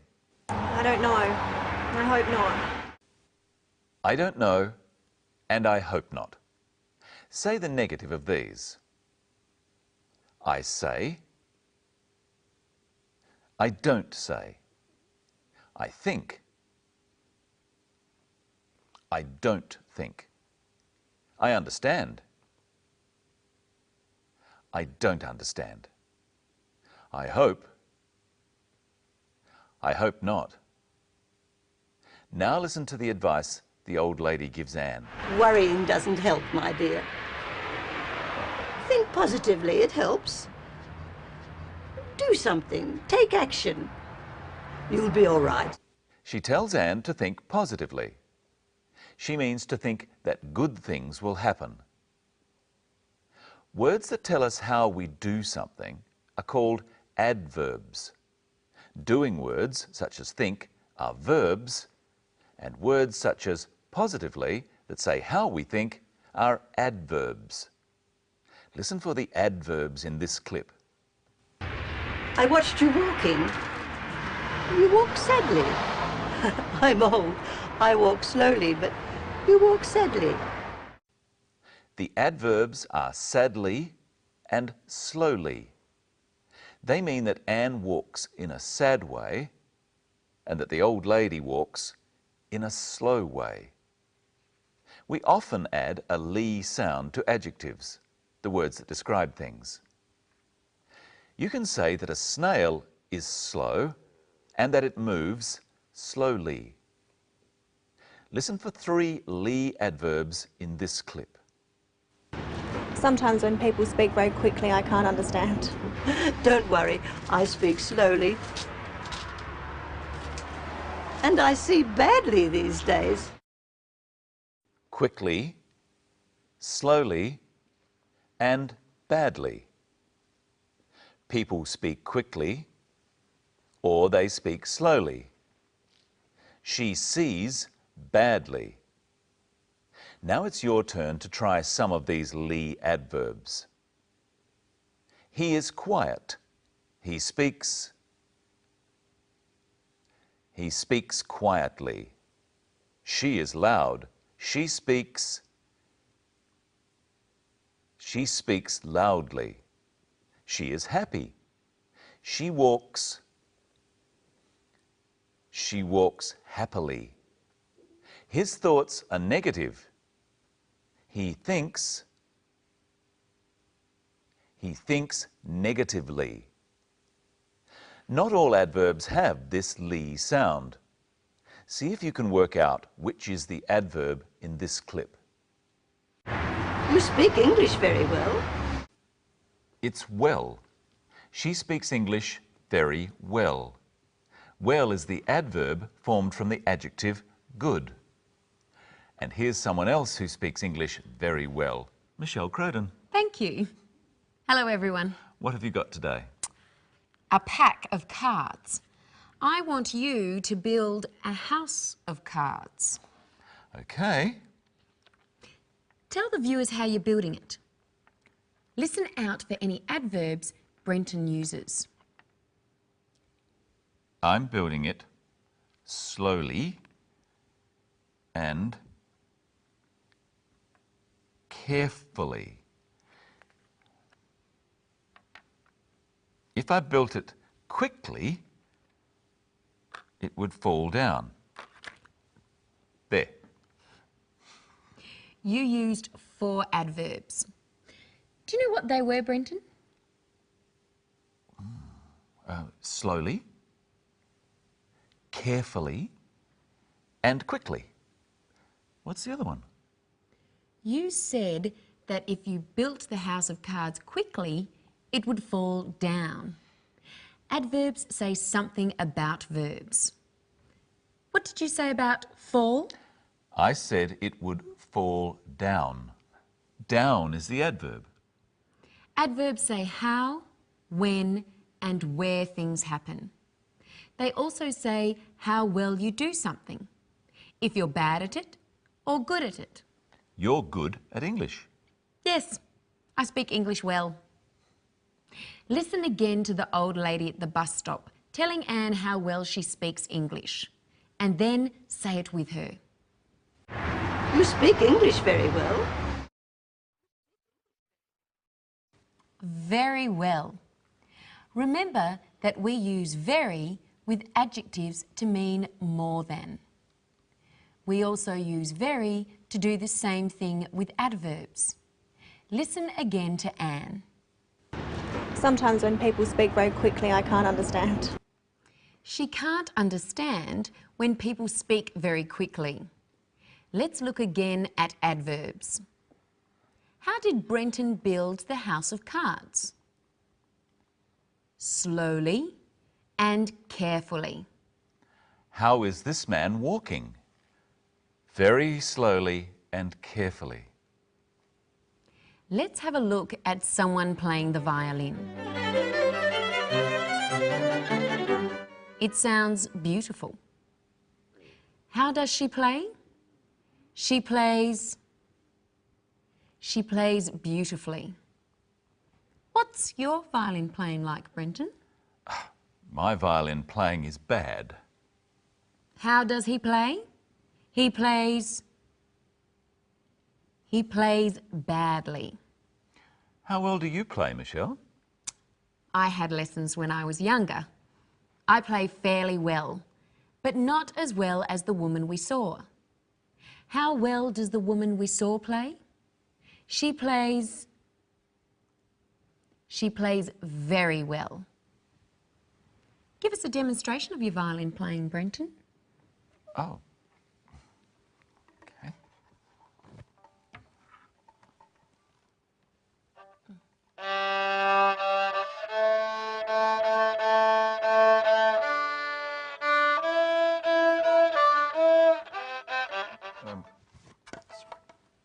We were wrong. You play very badly. Thank you, Michelle. Now think about how well you play the violin. If you're very good, you play very well. If you're good, you play well. Then fairly well, badly, and very badly. Now say how well you play the violin. I play the violin. How well do you speak English? I speak English. We also use well to describe how we're feeling. Listen to Anne. Hello, dear. How are you? Very well, thank you. And how do you feel, Michelle? Very well, thanks. And you? Not so well. I've had a cold for the last few days. I feel tired. Tired? There's not long to go, Brenton. When we talk about how we feel, we also use adjectives such as good or happy. I feel good, or I feel happy.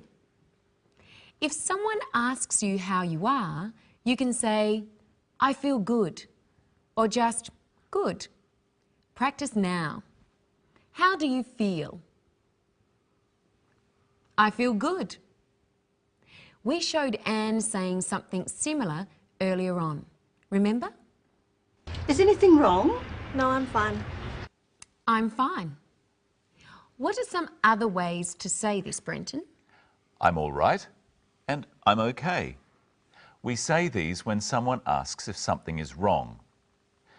Try saying I'm all right and then I'm okay instead of I'm fine with the clip. Is anything wrong? Is anything wrong? I'm tired. You're lucky because that's all we have time for today. We'll see you next time when we look at language you can use when you catch a bus.